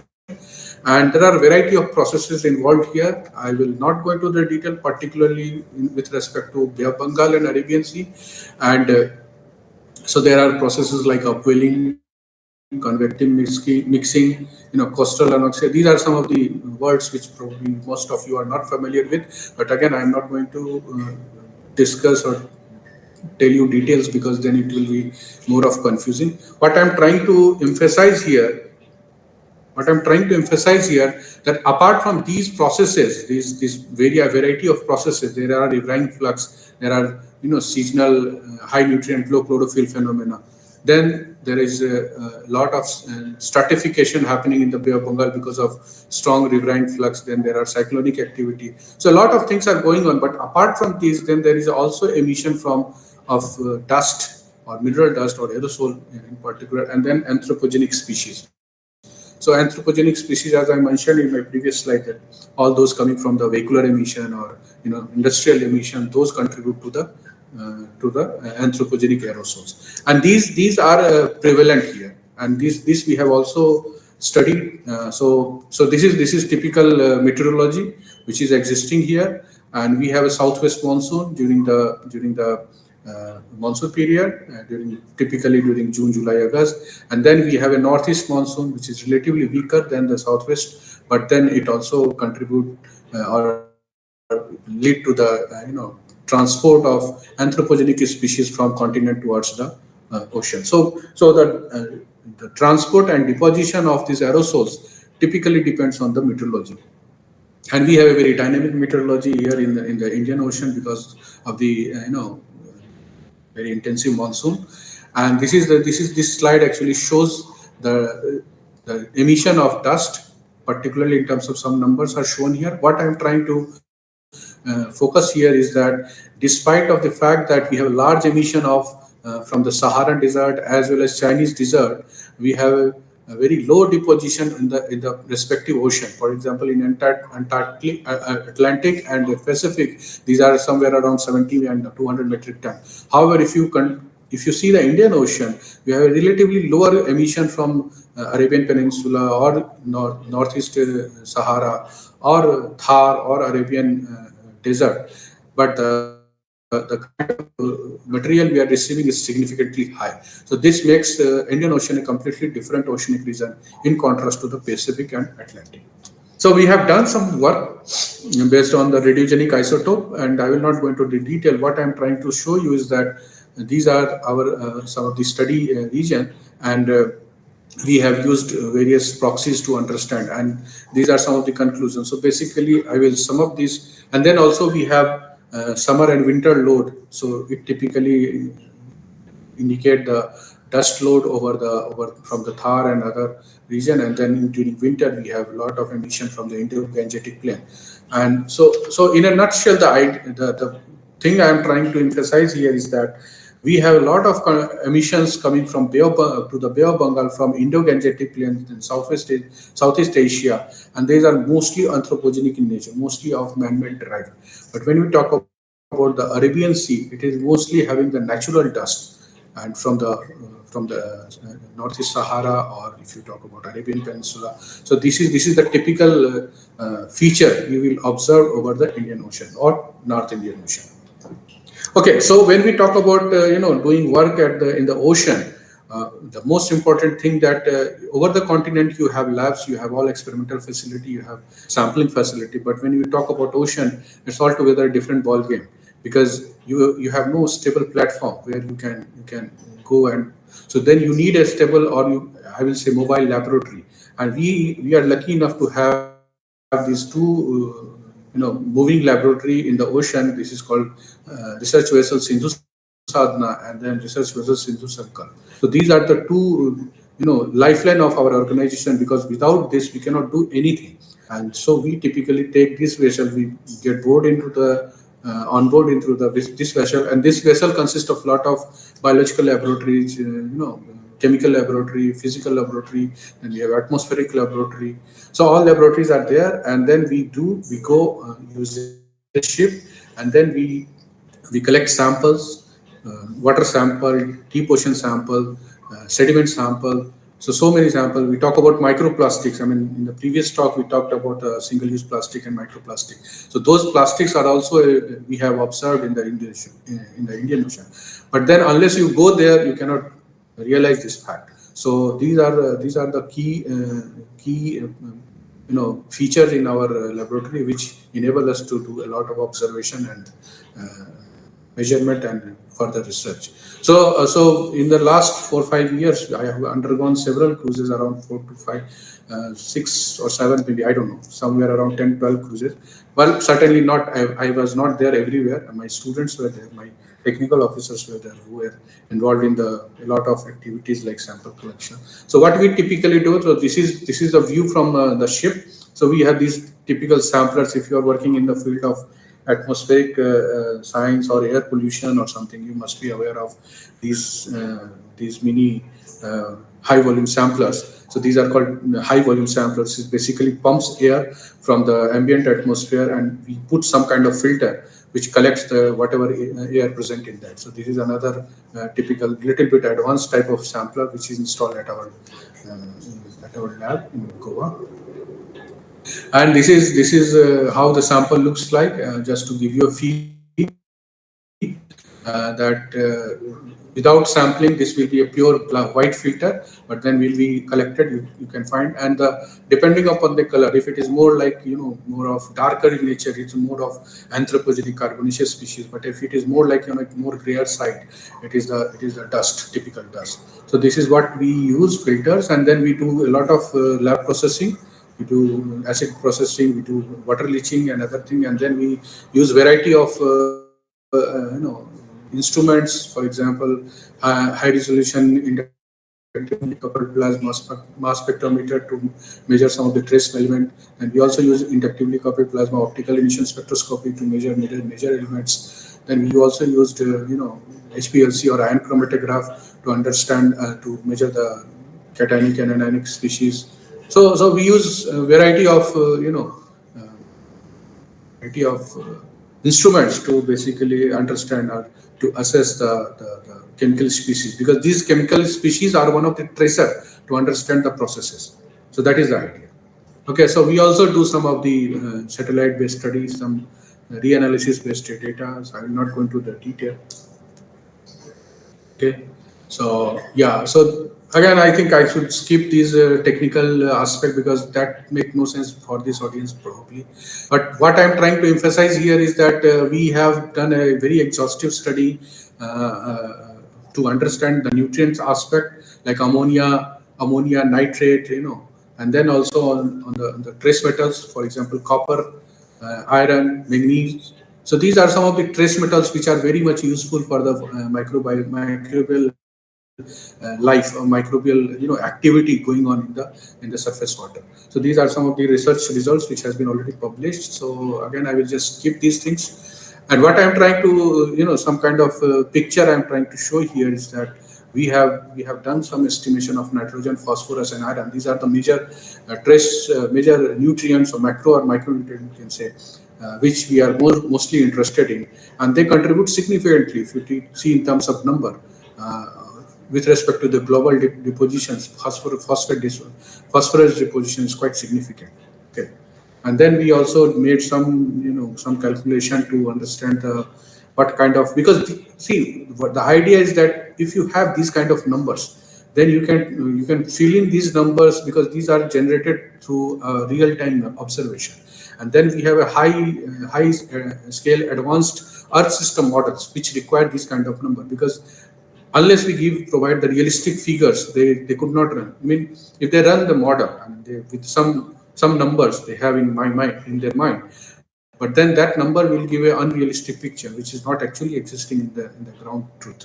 So the observational studies are important to provide those numbers, and we provide those numbers. So these numbers are quite important to basically run the Earth system models. So then I will just quickly cover the last part of my talk. So basically, what we have done here is that we know that aerosol is getting deposited and it is impacting the microbiology. But then, what is the extent of this impact? Is it really significant, or it is like, okay, fine? How does it matter? So we try to understand, and then what we try to do some of the simulation experiments. So what simulation or control? I think biologist people know very well that what is controlled experiment. We made a certain set of variation in the system, and we control it through some external factors. So what we have done the same way. We try to mimic the condition in the surface water, and then we added some of the external forcing factor, for example, mineral dust in this case, and then we try to see that how the biology has reacted.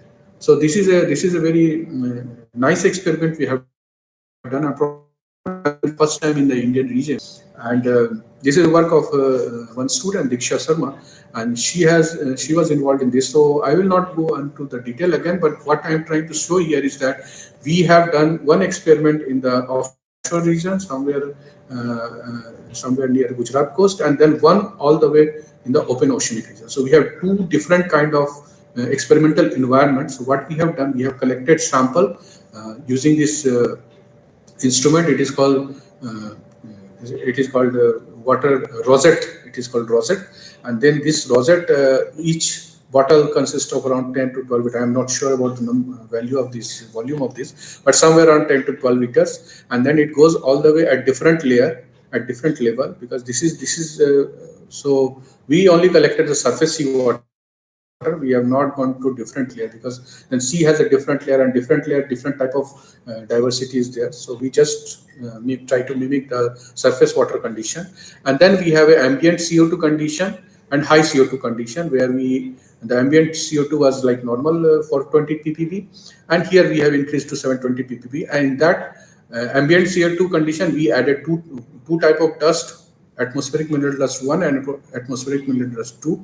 Again, I will not go into the detail, because these are depending upon the kind of nutrient present in their present there, it will. So what the main thing is that AMD1 is rich in iron, AMD2 is relatively less rich in iron. Iron, one of the micronutrient which contribute to the, and then this is the ambient condition. And then we also try to mimic the scenario if in future there will be a scenario which I believe it will be not happening, but then to try to understand the resilience of all the microbes, whether they can really adapt to the scenario given to this.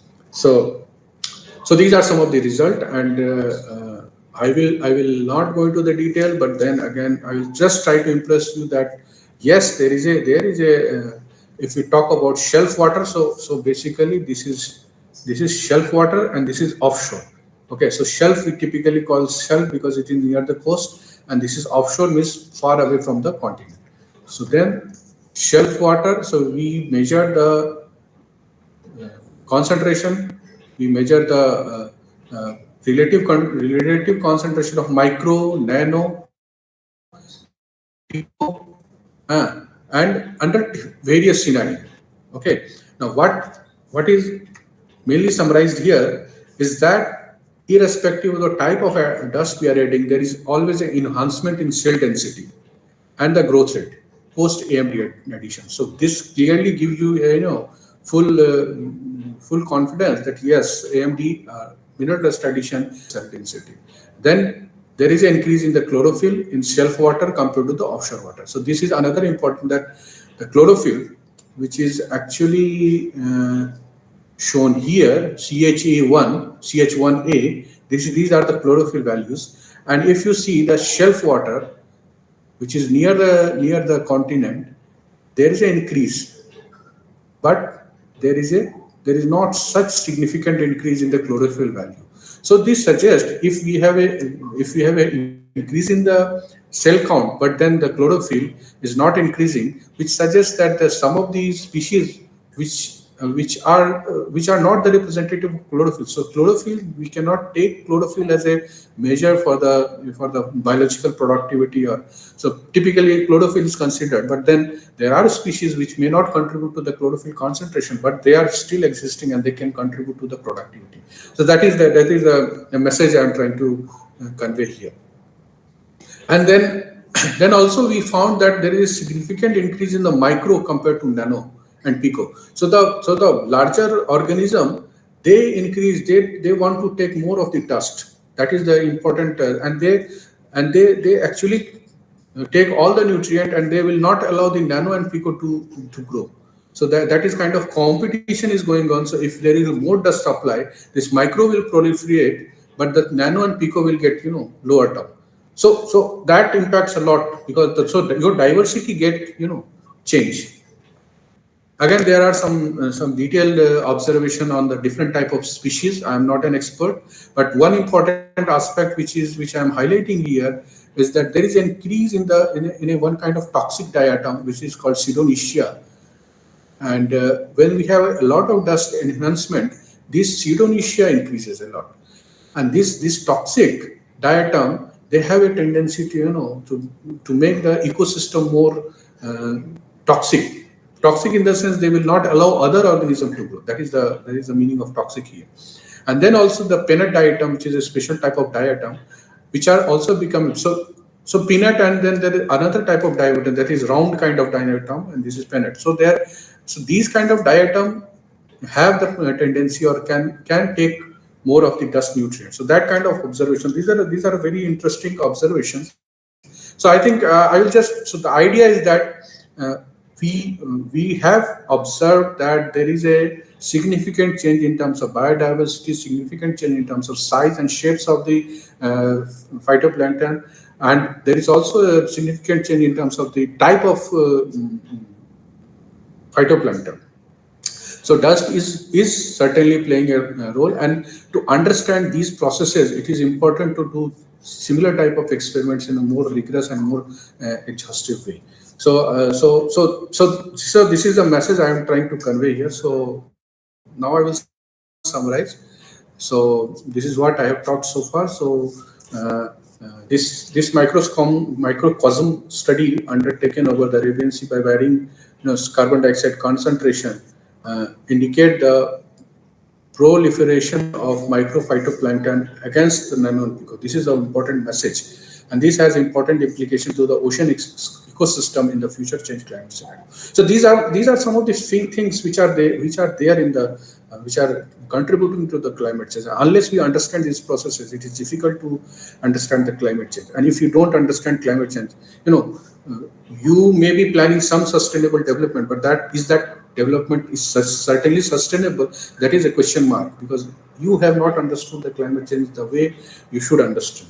So these are some of the key questions which I think the future research community is going to address in future. So with this, I think I will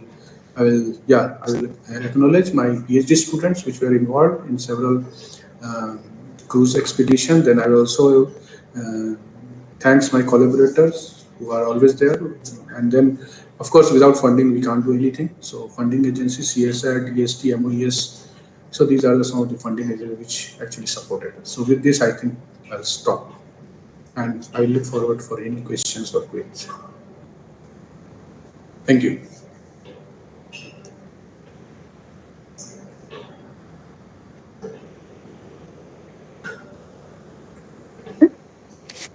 If you have any questions, you can ask him. Okay, I guess that's it. Thank you so much for being with us for this informative and wonderful presentation. Thank you. With all my respect, I would like to announce our next resource person, Dr. Praful Katkar sir. He is professor and head GN Science College, Ballarpur, Maharashtra. And for his brief introduction, I invite Professor Gurpreet Singh Bhatia sir to introduce him.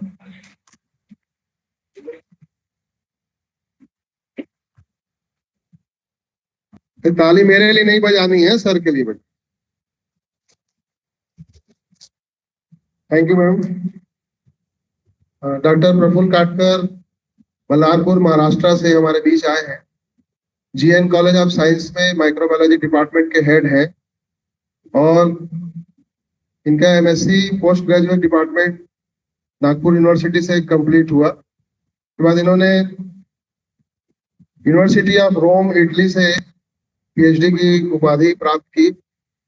इसके पश्चात post doctorate work इनका Denmark से हुआ है। D Litt की उपाधि university of South America Uruguay से प्राप्त की है। इनके वैसे तो रिसर्च जो इनकी एक्सपर्टीज है वो काफी लंबी लिस्ट है, तो मैं कम समय लेते हुए अवार्ड्स पर आ रहा हूँ। अवार्ड्स और ऑनर एरास्मस मुंडस यूरोपियन कमीशन का एक फेलोशिप होती है जो इन्होंने उस समय जीती और पूरे इंडिया में अकेले उस अवार्ड को प्राप्त करने वाले बने। मात्र एक व्यक्ति यहाँ से सेलेक्ट होके गए और यूरोपियन की स्कॉलरशिप के अंदर यूनिवर्सिटी ऑफ रोम से पीएचडी की। Received Travel Grant Award for Young Researcher in Life Sciences International Conference for 2 years at Paris, France in 2013. Received Certificate of Appreciation for Research Work from University of California, USA in 2013. The next award is received Golden Educationist of India Award from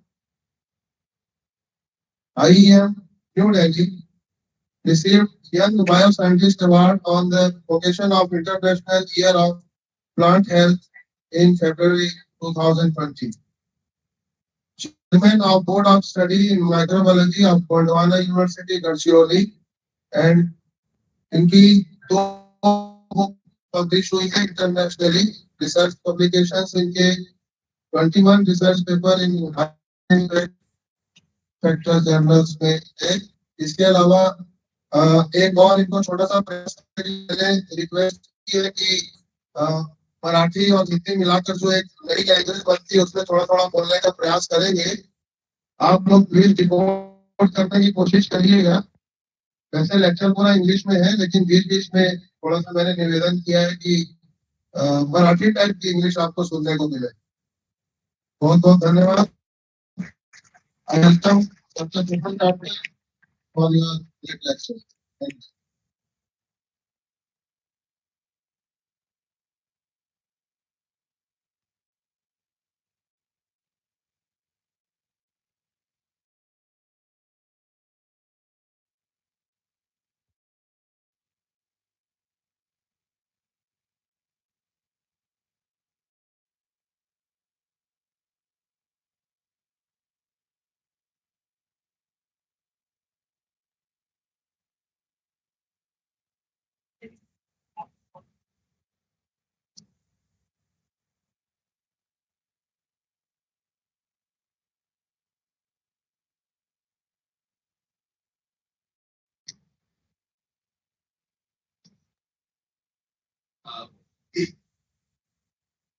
Thank you, Bhatia sir, for this kind introduction.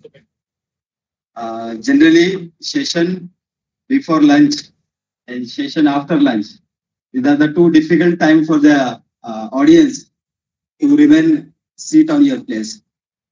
But within this 30 minutes, I won't take much time. Within this 30 minutes, I will try to give you some kind of a knowledge about 2 deadly diseases. And even after 30 minutes, even the 5% of the student or the audience should take the little knowledge of these 2 diseases. My aim of this presentation will definitely satisfy. और कोशिश करूंगा आपको थोड़ा सा हिंदी में भी और अंग्रेजी में करूंगा। हिंदी मेरा उतना not that strong, but चलेगा। I mean खाना खाने के पहले और खाना खाने के बाद बीच वाला ये जो सेशन है ना, इसमें थोड़ा सा हम समराइज करते हैं। I will start with this.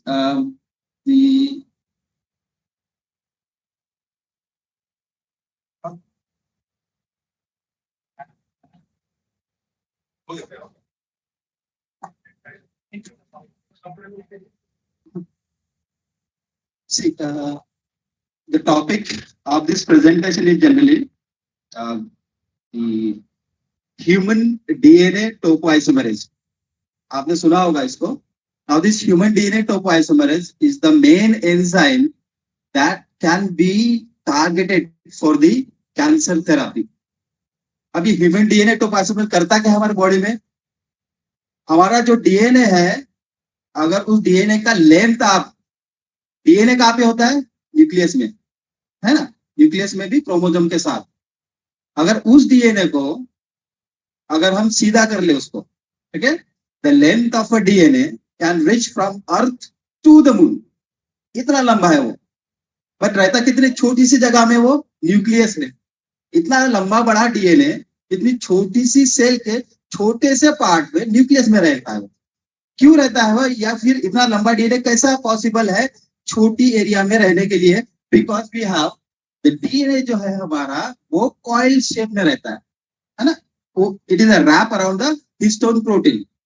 इसकी वजह से इतना लंबा DNA न्यूक्लियस में it is present. Okay, now अब वो जो DNA है, उस DNA को जो कॉइल है उसको हमको क्या करना है? सीधा कराना है। उसको बोलते हैं relaxing the DNA। DNA present in the super coil form, है ना? एक थ्रेड को आप खींचोगे तो क्या होगा? उस तरह से कॉइल बन जाएगा। अब इस कॉइल को जब तक खोलोगे नहीं हम, तब तक क्या होगा? There won't be any further process. कौन से प्रोसेस है इसमें? Next slide please. DNA का रेप्लिकेशन नहीं होगा, DNA का ट्रांसक्रिप्शन या ट्रांसलेशन ये कुछ भी नहीं होगा, है ना? आई मीन हमारे बॉडी में अगर प्रोटीन बनाने हैं तो प्रोटीन बनाने के लिए हमको चाहिए आरएनए। आरएनए कहाँ से आएगा? डीएनए से आएगा। पर डीएनए को मल्टीप्लाई करना है तो डीएनए का रेप्लिकेशन तो होना जरूरी है। तो सेंट्रल डोग्मा ऑफ लाइफ यानी हमारी लाइफ का जो सेंट्रल डोग्मा है वो सब कौन करता है? वो करता है डीएनए टोपो आइसोमरेज एंजाइम। वो शुरुआत ही वहां से करेगा। तो ये एंजाइम क्या करेगा? आप देखिए ये कॉइल है यहाँ पे डीएनए, ये जो एंजाइम है अब इस एंजाइम ने क्या कर दिया? इस डीएनए के कॉइल को रिलैक्स कर दिया है, डीएनए सीधा हो गया। Now relaxation of the DNA, ये जो रिलैक्स डीएनए है फिर वो प्रोसेस में जाएगा। कौन से प्रोसेस में जाएगा? Replication, transcription, translation. फिर सेल जो है हमारी सेल को प्रोटीन मिलेगा, सेल सर्वाइव। अब हम करेंगे नेक्स्ट प्लीज। ये स्ट्रक्चर है नेक्स्ट। ये जो एंजाइम है टोपो आइसोमरेज, इसको यूज करेंगे as a anti cancer target, है ना। क्या होता है? जब previous slide, topo poison and topo inhibitors, इसका मतलब क्या है? ऐसे कुछ दवाइयां या chemical compound which we will use to poison the topoisomerase or to inhibit the topoisomerase। अब इन दोनों से करने से क्या फायदा होगा? सेल जो है वो मर जाएगी। अब कौन सी सेल को मारना है हमको? कैंसर सेल को मारना है ना। तो कैंसर सेल के टोपोआइसोमरेज को अगर हम मार देंगे तो सेल जो है वो ultimately will die। This is the idea to cure the cancer by inhibiting the topoisomerase enzyme। Next please। Okay, so अब करेंगे क्या? This is actually the DNA topoisomerase enzyme। This is the DNA। Okay, अब हमको करना क्या है? DNA topoisomerase क्या करता है? DNA को कट करता है। कट करने के बाद दूसरा स्ट्रैंड वहां से निकाल के DNA को सीधा करता है। अब जैसे कट हो गया उसके हम डाल देंगे हमारा ड्रग।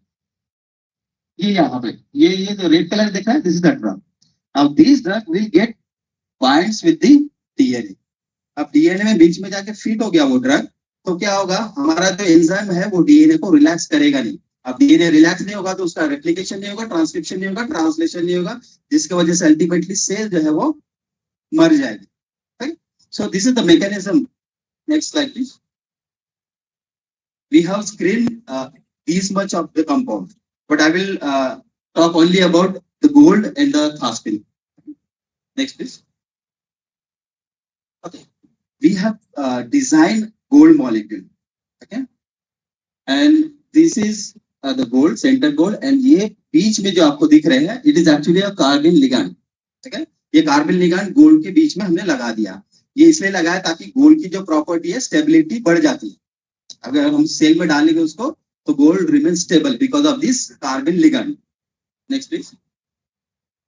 ओके, अब ये है एक्सपेरिमेंट। ये आपको थोड़ा सा जेल डॉग समझ दिख रहा होगा। हमने किया क्या इसमें? यहाँ पे देखिए सी यानी क्या? कंट्रोल। उसमें सिर्फ डीएनए है। उसके बाद 0.5 अप टू 50 ये क्या है? इस गोल्ड का कॉन्सेंट्रेशन है, डिफरेंट डिफरेंट कॉन्सेंट्रेशन। और हमने इसमें क्या डाला है? डीएनए डाला है, गोल्ड डाला है और टोपोआइसोमरेज एंजाइम। ये तीन चीजें हमने डाल दी और फिर उसको जेल को रन कर दिया with the different concentration of the gold. आपको दिख रहा है यहाँ पे 5 में पूरा डीएनए जो है वो रिलैक्स हो गया। 10 में देखिए थोड़ा सा कम रिलैक्स हुआ, लेकिन 15 में आइए 20 और 50 माइक्रोमीटर गोल्ड के कॉन्सेंट्रेशन में डीएनए आपका पूरा बंद हो चुका है। यहाँ पे कोई आइसोमर नहीं दिख रही, जैसा यहाँ पे है। ये मतलब इसका डीएनए रिलैक्स हो गया आपका। यहाँ पे इनहिबिट हो गया डीएनए। इसका मतलब 50 micromolar concentration of a gold is able to inhibit the DNA topoisomerase. हमारा मेन एम क्या है? उस एंजाइम को किल करना है, उसको इनहिबिट करना है। तो हम डालेंगे क्या? ड्रग। ठीक है, so we found that the 15 microlitre of a gold is sufficient to kill the human DNA topoisomerase। फिर हमने फिर से और एक एक्सपेरिमेंट किया, उसको बोलते हैं रिवर्सिबिलिटी एसे। कोई भी ड्रग परमानेंटली काम करेगा तो अच्छा होगा, है ना। टेम्पररी काम करेगा तो it can not cure the cancer. So हमने क्या किया? इस गोल्ड को टेस्ट किया कि ये परमानेंटली उस एंजाइम को इनिबिट करता है या नहीं है। तो हमने क्या किया, गोल्ड को डाइल्यूट कर दिया और फिर हर एक डाइल्यूशन में देखिए, ये कंपेयर करो, यहाँ पे आपको रिलैक्सेशन दिख रहा है, यहाँ पे नहीं दिख रहा है। इसका मतलब ये जो गोल्ड है it bind permanently to the enzyme, और फिर ये परमानेंटली बाइंड होने की वजह से सेल को या फिर उस एंजाइम को परमानेंटली क्या कर रहा है, इनिबिट कर रहा है या परमानेंटली किल कर रहा है। These two things generally we can summarize from this experiment. Next please. अब डीएनए टोपोआइसोमरेज सिर्फ दो चीज करेगा, एक क्या करेगा, डीएनए को कट करेगा और डीएनए को पेस्ट करेगा। पेस्ट कौन सा एंजाइम करता है, डीएनए लाइगेज, है ना। तो ओके, यहाँ पे देखिए, ये देखिए 0.5 से लेकर 60 मिनट तक टाइम, यहाँ पे आपको कोई भी बैंड नहीं दिख रहा है, वही यहाँ पे आपको बैंड दिख रहा है। दिस इज द डीएमएसओ, ये कंट्रोल है। अब यहाँ पे एक भी बैंड दिख रहा नहीं, इसका मतलब क्या हो गया, जो टोपोआइसोमरेज की कैपेसिटी थी डीएनए को कट करने की, वो यहाँ पे नहीं है। ये इधर कट हो गया, डीएनए इधर कट हो गया, बट यहाँ पे कट नहीं हुआ है। क्यों नहीं हुआ है, क्योंकि हमारे गोल्ड ने क्या किया, एंजाइम को जाके बाइंड कर दिया। अब डीएनए अकेला ही है, एंजाइम के साथ कौन बाइंड है, गोल्ड, डीएनए अकेला है, इसलिए डीएनए पूरा नीचे आ गया यहाँ पे, इसलिए डीएनए कट हुआ ही नहीं है। अल्टीमेटली क्या करता है ये gold, it inhibit the cutting property of the DNA topoisomerase. यानी दो चीज हो गया, एक तो उसको इनहिबिट कर दिया, दूसरा वो जो एंजाइम का कैपेसिटी था डीएनए को कट करना वो भी खत्म हो गया। इसका मतलब यानी कि अब हम सेल को किल कर सकते हैं, सेल लाइन। Next please. जो आपको काले काले डॉट्स दिखे थे ना अभी पिछले साइड में, वो हमने क्या किया था, डीएनए को P32 रेडियोएक्टिव जो है, ठीक है, उससे लेबल किया। लेबलिंग करने के लिए P32 क्यों यूज किया, डीएनए का स्ट्रक्चर तुमको याद होगा तो डीएनए में एक शुगर है, बेस है, और इधर जो है वो फॉस्फेट है ना। तो यहाँ का फॉस्फेट हम रिप्लेस करके किस पे लगाएंगे, रेडियोएक्टिव फॉस्फेट। अब रेडियोएक्टिव के साथ काम करना है तो you have to be very careful. ये जो रूम दिख रही है, इस रूम में वेंटिलेशन नहीं होता है, क्योंकि रेडियोएक्टिव बाहर जाएगा, एटमॉस्फेयर में जाएगा, तो एटमॉस्फेयर कंटामिनेट होगा। तो ये इसमें रेडियोएक्टिव के साथ काम करना इज वेरी डिफिकल्ट। टच हो गया तुम्हारे स्किन को, वो रेडियोएक्टिव तुम्हारे सेल्स के अंदर चला जाएगा, डीएनए को म्यूटेट कर देगा, you may get a cancer. This was very tricky experiment. अब हमने क्या किया, ये लैब तक का काम हो गया, फिर हमने क्या, कैंसर सेल लाइन ले लिया। कैंसर सेल लिए, उस कैंसर सेल को गोल्ड के साथ ट्रीट किया, फिर हमने उसका वेस्टर्न ब्लॉटिंग करके ये जो दिखा है आपको रिजल्ट में एक चीज दे लेना बस, ये जो गोल्ड हमने 50 माइक्रोमोलर लिया है, इसमें देखिए ये डॉट कंपैरेटिबल टू दिस और दिस थोड़ा सा कम है, कम फेंट है। इसका मतलब जो है यहाँ पे इस कैंसर सेल लाइन में वो जो टोपोआइसोमरेज एंजाइम था वो एक्सप्रेस नहीं हुआ। इसका मतलब कि गोल्ड को हम डायरेक्टली अभी कैंसर पेशेंट को दे सकते हैं, because this is keratin tuber HeLa cell line, ठीक है, epidermal carcinoma of the mouth. जो माउथ कैंसर में जो सेल्स होते हैं उस सेल को लेके उस सेल के साथ हमने गोल्ड को ट्रीट किया। Gold inhibit the expression of the human DNA topoisomerase. समझ में आ गया, यानी कैंसर सेल अब क्या होगी, मरेगी। क्यों मरेगी, ना तो उसका डीएनए रेप्लिकेट हो पा रहा है, उसका डीएनए ट्रांसक्राइब हो पा रहा है, या फिर ट्रांसलेशन कुछ भी नहीं हो रहा है। सो अल्टीमेटली सेल क्या होगी, मर जाएगी। This is the idea. Next please. Next, this was the publication that we have generally published with the archives of biochemistry and biophysics. Next, अब दूसरा ड्रग, ठीक है, इसको मैं जल्दी कंक्लूड कर दूंगा। ये ड्रग को, इस ड्रग का नाम है थास्पिन।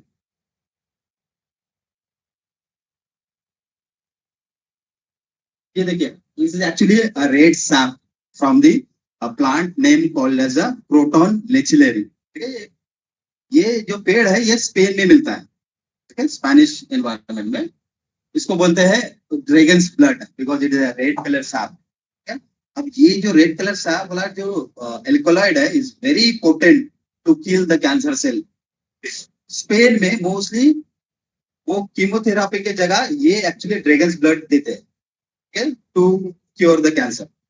फिर हमने क्या किया, इसी को ले लिया, फिर चेक किया कि ये भी डीएनए को टोपोआइसोमरेज को किल करता है या नहीं करता है। चेक करने के बाद पता चला हाँ करता है ये। यहाँ पे देखिए डीएनए रिलैक्स हो गया, बट यहाँ पे नहीं हुआ। इसका मतलब हमारे आस्पिन ड्रग ने डीएनए जो टोपोआइसोमर था उसको इनहिबिट कर दिया। So ultimately we have checking. और हाँ, इसमें एक चीज है, यहाँ पे और यहाँ पे ये जो इफेक्ट ऑन रेलिगेशन, रेलिगेशन मतलब जोड़ना, क्लीवेज यानी तोड़ना, है ना। तो हमने पहले ड्रग में देखा था वो तोड़ने की एबिलिटी खत्म कर दे रहा है, दूसरे इसमें क्या कर रहा है, जोड़ने की एबिलिटी कम कर रहा है वो, यानी रेलिगेशन। तो यहाँ पे आपको बैंड नहीं दिख रही, इसका मतलब वो जो एंजाइम है it is not able to religate the two strand of a DNA. इसका मतलब सेल अल्टीमेटली फिर से मर जाएगी यहाँ पे।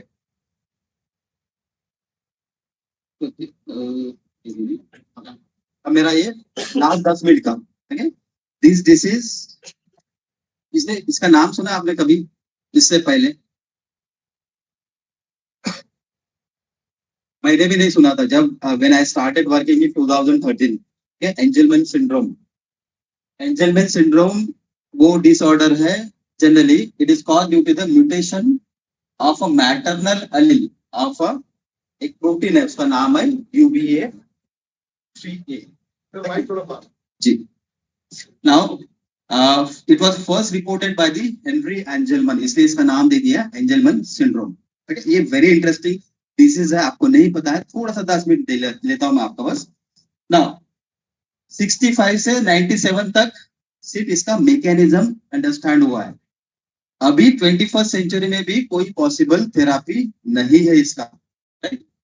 और इंडिया में देखो it affects 1 in 12 to 20,000 people, यानी 20,000 में से एक बच्चे को ये होगा। इंडिया में इसका डाटा ही नहीं है क्योंकि इसका कमिटी भी नहीं बनाया। ठीक है, we are still unaware about this Angelman syndrome. अब ये होता कैसे है, देखिए ये शायद आपको पहचान में आ रहा होगा। if someone can recognize this is Colin Farrell, ये हॉलीवुड का एक्टर है ना। इसके बेटे को जो है वो ये एंजेलमैन सिंड्रोम हुआ था। अब एंजेलमैन सिंड्रोम होता क्यों है, देखिए ये एक्चुअली न्यूरोलॉजिकल डिसऑर्डर है। हमारे न्यूरॉन्स में ये जो है 2 कॉपीज आएगी हमारी कोई भी जीन्स की, एक फादर से आएगा एक मदर से आएगा। नॉन न्यूरॉन सेल में सही है, बट जब न्यूरॉन सेल में आता है तो एक कॉपी है वो जीनोमिक इम्प्रिंट हो जाता है। इसका मतलब एक कॉपी है वो इनएक्टिव हो जाती है, सिर्फ एक कॉपी एक्टिव रहेगी। इसका मतलब normal individual has mono allylic expression, यानी जो माँ की तरफ से जो जीन आ रहा है वही एक्टिव रहेगा, पिताजी की तरफ वाला जीन जो है वो इनएक्टिव बने रहेगा। इसका मतलब उसका मिथिलेशन हो जाएगा, वो जीनोमिक इम्प्रिंट हो जाएगा। So paternal allele is inactive, maternal allele is active, ये नॉर्मल में है। पर जिनको एंजेलमैन सिंड्रोम होगा उनमें क्या होगा, ये जो मैटरनल जीन है वो भी लॉस होता है, यानी उस बच्चे में अब ना तो मैटरनल जीन है ना पैटर्नल जीन है, दोनों भी नहीं है। और बिकॉज ऑफ दिस क्या होगा, देयर इज अब इसके सिम्टम्स क्या है, इंटेलेक्चुअल डिसेबिलिटी होगा, he generally do improper laughter, jerky movements, बात करना नहीं आएगा उसको। So ultimately he has a neurological disorder. ये क्यों हो रहा है, because there is a mutation into the maternal allele. ठीक है, मैटरनल से माँ की तरफ से आने वाला जीन जो है वो कंप्लीटली म्यूटेट हो गया। So individual do not have any copies. अब देखिए इंडिया में क्या सिनेरियो है इसका, ये 2 लोग हैं, ठीक है, पूजा एंड स्वप्निल। इनके बेटे जो है यश, ठीक है, 7 साल का, इनको पता चला 3 साल के बाद कि एंजेलमैन सिंड्रोम है उसको। इसका टेस्टिंग भी नहीं था उस टाइम पे। ठीक है, सो मैटरनल जीन्स और पैटर्नल जीन्स की क्रोमोसोम जो अरेंजिंग होता है वो देख के पता चलता है कि डायग्नोसिस होता है। अब इन दोनों ने क्या किया, इन्होंने फाउंडेशन किया, एंजेलमैन फाउंडेशन। ठीक है, ये वाला गवर्नमेंट ने इनिशिएट, गवर्नमेंट को पता भी नहीं कि ऐसा डिजीज होता था। इन दोनों ने मिलके फिर अपने बेटे के लिए एंजलमैन फाउंडेशन ऑफ इंडिया शुरू किया, और यही दोनों जो है अभी फिलहाल इस डिसीज के बारे में थ्रू आउट द इंडिया घूम घूम के कैंपेन करते हैं। अब हमने क्या किया इसमें, we have created certain drugs, जो पैटर्नल साइड वाला जीन्स था जो इनएक्टिव हुआ उसको एक्टिव करने की कोशिश की हमने। तो वही रिजल्ट मैं आपको बताता हूँ, क्योंकि इसका ट्रीटमेंट थेरापी कुछ भी नहीं है, because it's a genetic disease. अब जो जीन है वो इनएक्टिव होता है, वो जीन क्या करता है, दिस जीन एक्चुअली ये जो हमारे बॉडी में जितने सारे प्रोटीन्स होते हैं, ठीक है, उन प्रोटीन्स का यूबिक्विटिन यानी उसको सिग्नल देना और फिर जाके उसका डिग्रेडेशन करना, यही काम होता है इस जीन का। UBE3 है। जब तक हमारे बॉडी में प्रोटीन्स रोज के डिग्रेड नहीं होते हैं तब तक हमारी बॉडी का मैकेनिज्म नहीं चलता है। We are creating many proteins daily, ठीक है, और सभी प्रोटीन जो है वो टूटने भी चाहिए। तो ये काम करता है ये जीन। अब ये जीन जिसके पास होगा ही नहीं तो क्या होगा, उसके पास बहुत सारा जो प्रोटीन्स डिग्रेड होना चाहिए वो नहीं होगा, अल्टीमेटली न्यूरोलॉजिकल डेवलपमेंट नहीं होगा। अब फिर क्या किया हमने नॉकआउट माइस सुना आपने, जेनेटिकली नॉकआउट माइस तैयार किए जाते हैं, है ना, उसके जीनोम्स को एडिट करके उसका एम्ब्रियो फूज करके जो आने वाला बच्चा होगा will have the different genes, उसको बोलते हैं knockout mice. So we have created a knockout mice, okay, एक जिसमें मदर का जीन्स है और फादर के जीन्स को हमने क्या किया, येलो फ्लोरोसेंस प्रोटीन अटैच कर दिया। आ रहा समझ में आपको, फादर्स के जीन में हमने टैग लगा दिया येलो फ्लोरोसेंस प्रोटीन का ताकि हमको दिख सके वो जीन, ठीक है। फिर हमने इन दोनों को मेट करके जो एम्ब्रियो आया, एम्ब्रियो 15.5 डे पुराना, फिर उसको हमने सैक्रिफाइस किया, उसके न्यूरॉन्स निकाले उस एम्ब्रियो के, फिर उस न्यूरॉन्स को we have treated with 2000 different drugs है उस न्यूरॉन्स को ट्रीट किया। फिर देखा कि वो जो पैटर्नल साइड वाला जीन इनएक्टिव है उसको एक्टिव करना है, तो we got a certain good result. Okay, next 2000 different drugs उस न्यूरॉन्स में हमने डाले। अब वो कैसा करते हैं, this is actually a plate, okay, to this plate we have added the neuron cells from the embryo, okay, then उसमें हमने 2306 डिफरेंट ड्रग्स ट्रीट किए। देन यहाँ पे देखिए किधर गया ये वाला, इधर देखो आपको दिख रहा होगा इरिनोटेकन नाम का एक ड्रग है, ओके, वो एक्सप्रेस हो गया यहाँ पे। जनरली जो फादर वाला जीन है वो एक्सप्रेस नहीं होता क्योंकि वो इनएक्टिव है, हमने ड्रग देने के बाद वो जीन एक्टिव हो गया। उसको देखेंगे कैसे, क्योंकि उसमें हमने लगा दिया था येलो फ्लोरोसेंस प्रोटीन लगा दिया, तो प्रोटीन ने क्या किया यहाँ पे एक्सप्रेस होना शुरू कर दिया। इसका मतलब कि अगर वो ड्रग मैं दूं तो वो जीन एक्टिव हो रहा है, ये बेसिक था। फिर हमने क्या किया, फिर से उस न्यूरॉन्स को ट्रीट किया विद दिस ड्रग, ठीक है, न्यूरॉन्स को किल करके न्यूरॉन्स के प्रोटीन निकाल के then we did this HDS page analysis, ठीक है। यहाँ पे देखिए आपको ये जो कौन सा गया यहाँ पे, ठीक है, ये जीन्स है, ये जीन्स उस प्रोटीन का, so we got a band कि वो जो प्रोटीन था हमारा वो प्रोटीन बन गया है उस सेल में। क्यों बना है, क्योंकि हमारे जो ड्रग्स ने है वो उसको एक्टिव कर दिया। अब यहाँ पे थोड़ा सा मॉलिक्यूलर लेवल का है, मदर की तरफ से आने वाला जीन एक्टिव रहता है, फादर की तरफ आने वाला जीन इनएक्टिव रहता है। बट वो इनएक्टिव क्यों रहता है, बिकॉज ये जो क्रोमोसोम नंबर 15 पे, ठीक है, जब इसका ट्रांसक्रिप्शन होगा तो ये ट्रांसक्रिप्शन एंटी सेंस डायरेक्शन, उल्टे डायरेक्शन में जा रहा है, और बिकॉज ऑफ दिस यहाँ पे जो है मिथिल ग्रुप का सेंटर है। सो ट्रांसक्रिप्शन ऐसे हो रहा है तो मिथिल ग्रुप क्या करेगा, पेरेंट्स वाले जीन में जाके मिथिल ग्रुप अटैच हो गया, इसलिए वो पेरेंट वाला जीन इनएक्टिव हो गया। समझ में, इतना ही है।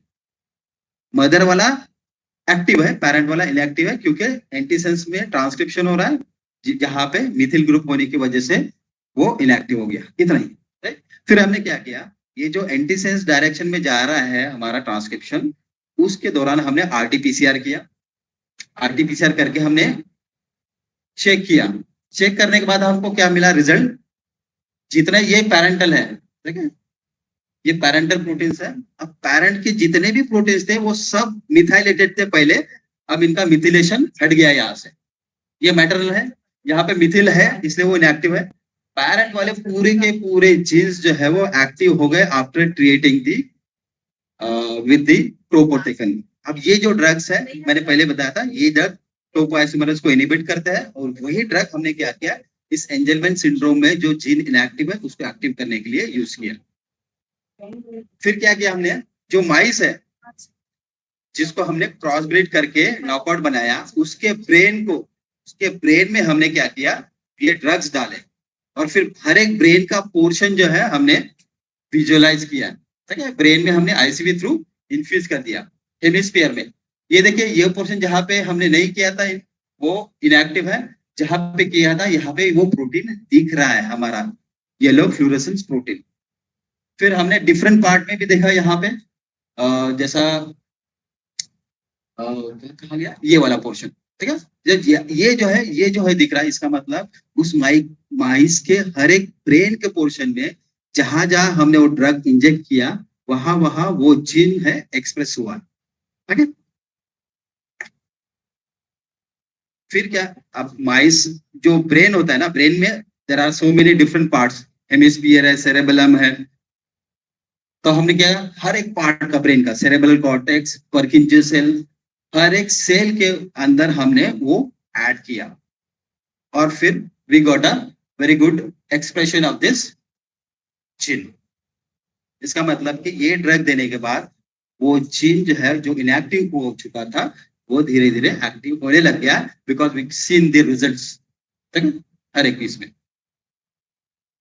और फिर क्या किया, एक लास्ट किया था हमने, लाइव माइस को हमने आईटी डिलीवरी, इंट्राथिकल डिलीवरी उसके स्पाइनल कॉर्ड में, ठीक है, वो ड्रग डाला था, और फिर उसको 12 वीक तक उसको मॉनिटर किया। 12 वीक के बाद we sacrifice that mice, okay, और फिर उसके ब्रेन के हर एक पोर्शंस में हमने वो जीन का एक्टिवेशन देखा, ठीक है। इसका मतलब ये जो ड्रग है ये टेम्पररी है या लॉन्ग लास्टिंग है। कोई भी ड्रग मैंने अभी बताया था वो अच्छा होता है जो आपको परमानेंट इफेक्ट दिखे, टेम्पररी। तो 12 वीक तक हमने उसको चेक किया, यानी वो ड्रग शुरुआत 0 डे से 12 वीक तक वो एक्टिव था on every part of a brain. So ultimately इससे ये कंक्लूजन हमने निकाला है, the drugs we tested with the topoisomerase, same drug we tested with this mice, and ताकि वो जीन एक्टिव हो, so that if some the students or the children suffering from the Angelman syndrome, they at least can speak or they at least can walk if we give this drug. So this is the initial work. Okay, lot more things has to be under construction with this. Finally, this is the place where I work with different scientists from 5 different countries, and this was my group. The professor, he is the professor Desideri. He was the student of Roger Kornberg, जिसने DNA topoisomerase का discovery किया था, वो उनके student, and I was fortunate to work with Desideri, and this is the group of people, five different countries where we have worked with the topoisomerase and the Angelman syndrome. Generally, I plan finish and lunch करना है और इसके पहले lunch के लिए जाना था, बीच में मैं आया था। Therefore, I have really to skip most of the slides, but my aim was to give this Angelman syndrome information at least कि आज के बाद आपको ये ग्रुप का नाम तो पता है ना, वो actually that was my thank you. Thank you.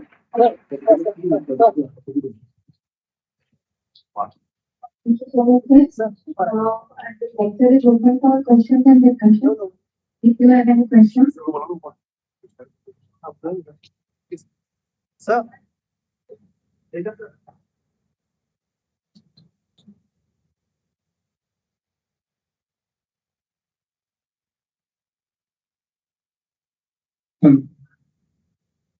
Really, I asked you one question. You mentioned such type of chemical structure. You can have which substances? Yes, sir. Was already written there. Iridotecan, propotecan. These are the two drugs are generally used in India for the chemotherapy. It is approved by FDA. Same drug we have used for the endemic. Thank you.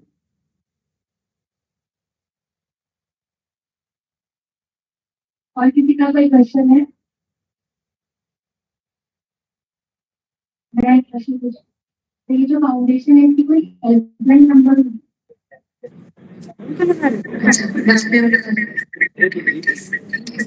Thank you so much sir for this informative lecture.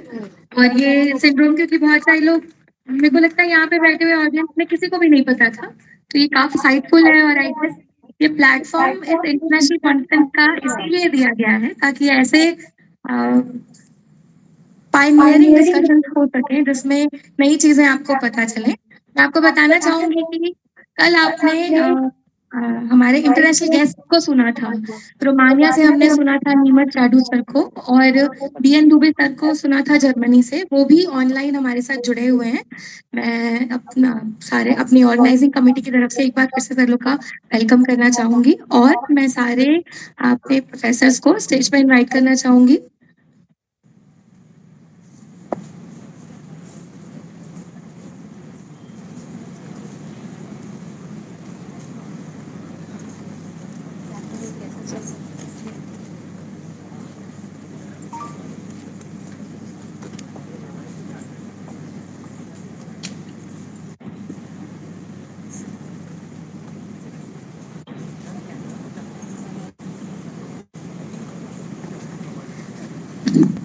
Before we go for lunch, आज हमने 4 lectures सुने हैं। पहला lecture हमने सुना था doctor किशोर Krishnani sir से, joint director ICR Ranchi Jharkhand. मैं सर को इनवाइट करना चाहूंगी। दूसरा हमने सुना था ऑनलाइन मोड में डॉक्टर प्रीति शिवरे लाल मैम को, senior scientist CPPRI Saharanpur Uttar Pradesh. Third lecture जो आपने सुना था वो सुना था आपने डॉक्टर अश्वनी कुमार सर का, principal scientist CSIR national institute of oceanography Goa. ये लेक्चर भी ऑनलाइन मोड में हुआ था। और चौथा अभी आपने सुना डॉक्टर प्रफुल्ल काटकर सर को, professor and head GN science college Balrampur Maharashtra. सब मैं आपको किशोर कृष्णानी सर मैं स्टेज पे इनवाइट करना चाहूंगी। तो प्लीज, अच्छा, मैं रिक्वेस्ट करूंगी, I would like to request our principal ma'am, our convener doctor Kiran Damle ma'am, Sanjay Khiske sir, Gurpreet Bhatia sir, Majid sir, and to present Kishore Krishnani sir with a memento as the token of our love and respect for the precious time he has given us.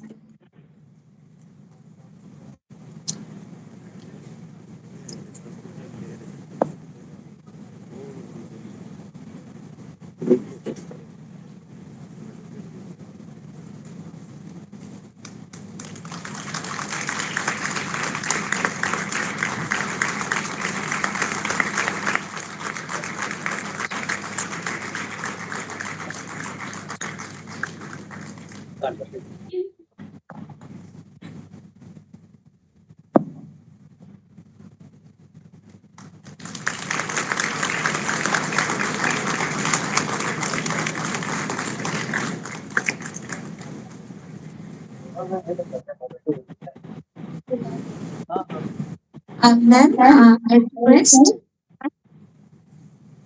you all to present Dr. Praful Kanchkar with a memento and a certificate as the token of our love and respect for him for his precious time.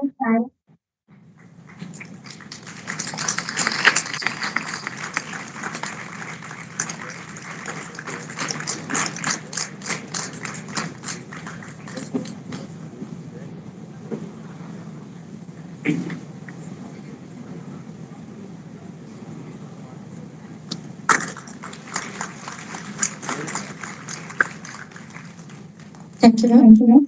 Now I invite Dr. Priyanka Singh Nag to present a formal vote of thanks for this session.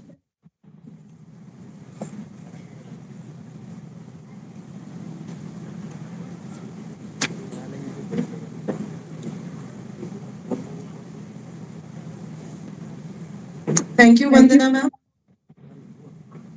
I would like to express my sincere gratitude towards the resource persons of today's technical session, Dr. Kishore Krishnani sir, Joint Director, ICAR, Ranchi, Jharkhand, Dr. Preeti Shivhari Lal, Senior Scientist, CPPRI, Saharanpur, UP, Dr. Ashwani Kumar sir, Principal Scientist, CSIR, National Institute of Oceanography, Goa, and Dr. Prabhu Katkar sir, Professor and Head, Indian Science College, Ballarpur.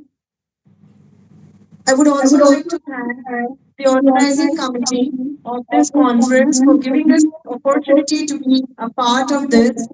And I'm also sincerely thankful to the research scholars, faculty members, students, and everyone present here. Thank you so much. Thank you, ma'am. You all are invited for lunch. आज students के लिए एक information है जिनका registration हो गया बेटा वो सारे लोग रजिस्ट्रेशन काउंटर से अपने कूपन कलेक्ट कर लेंगे उसके बाद लंच के लिए जाएंगे थैंक यू एवरीवन प्लीज आप लोग लंच के लिए जाएंगे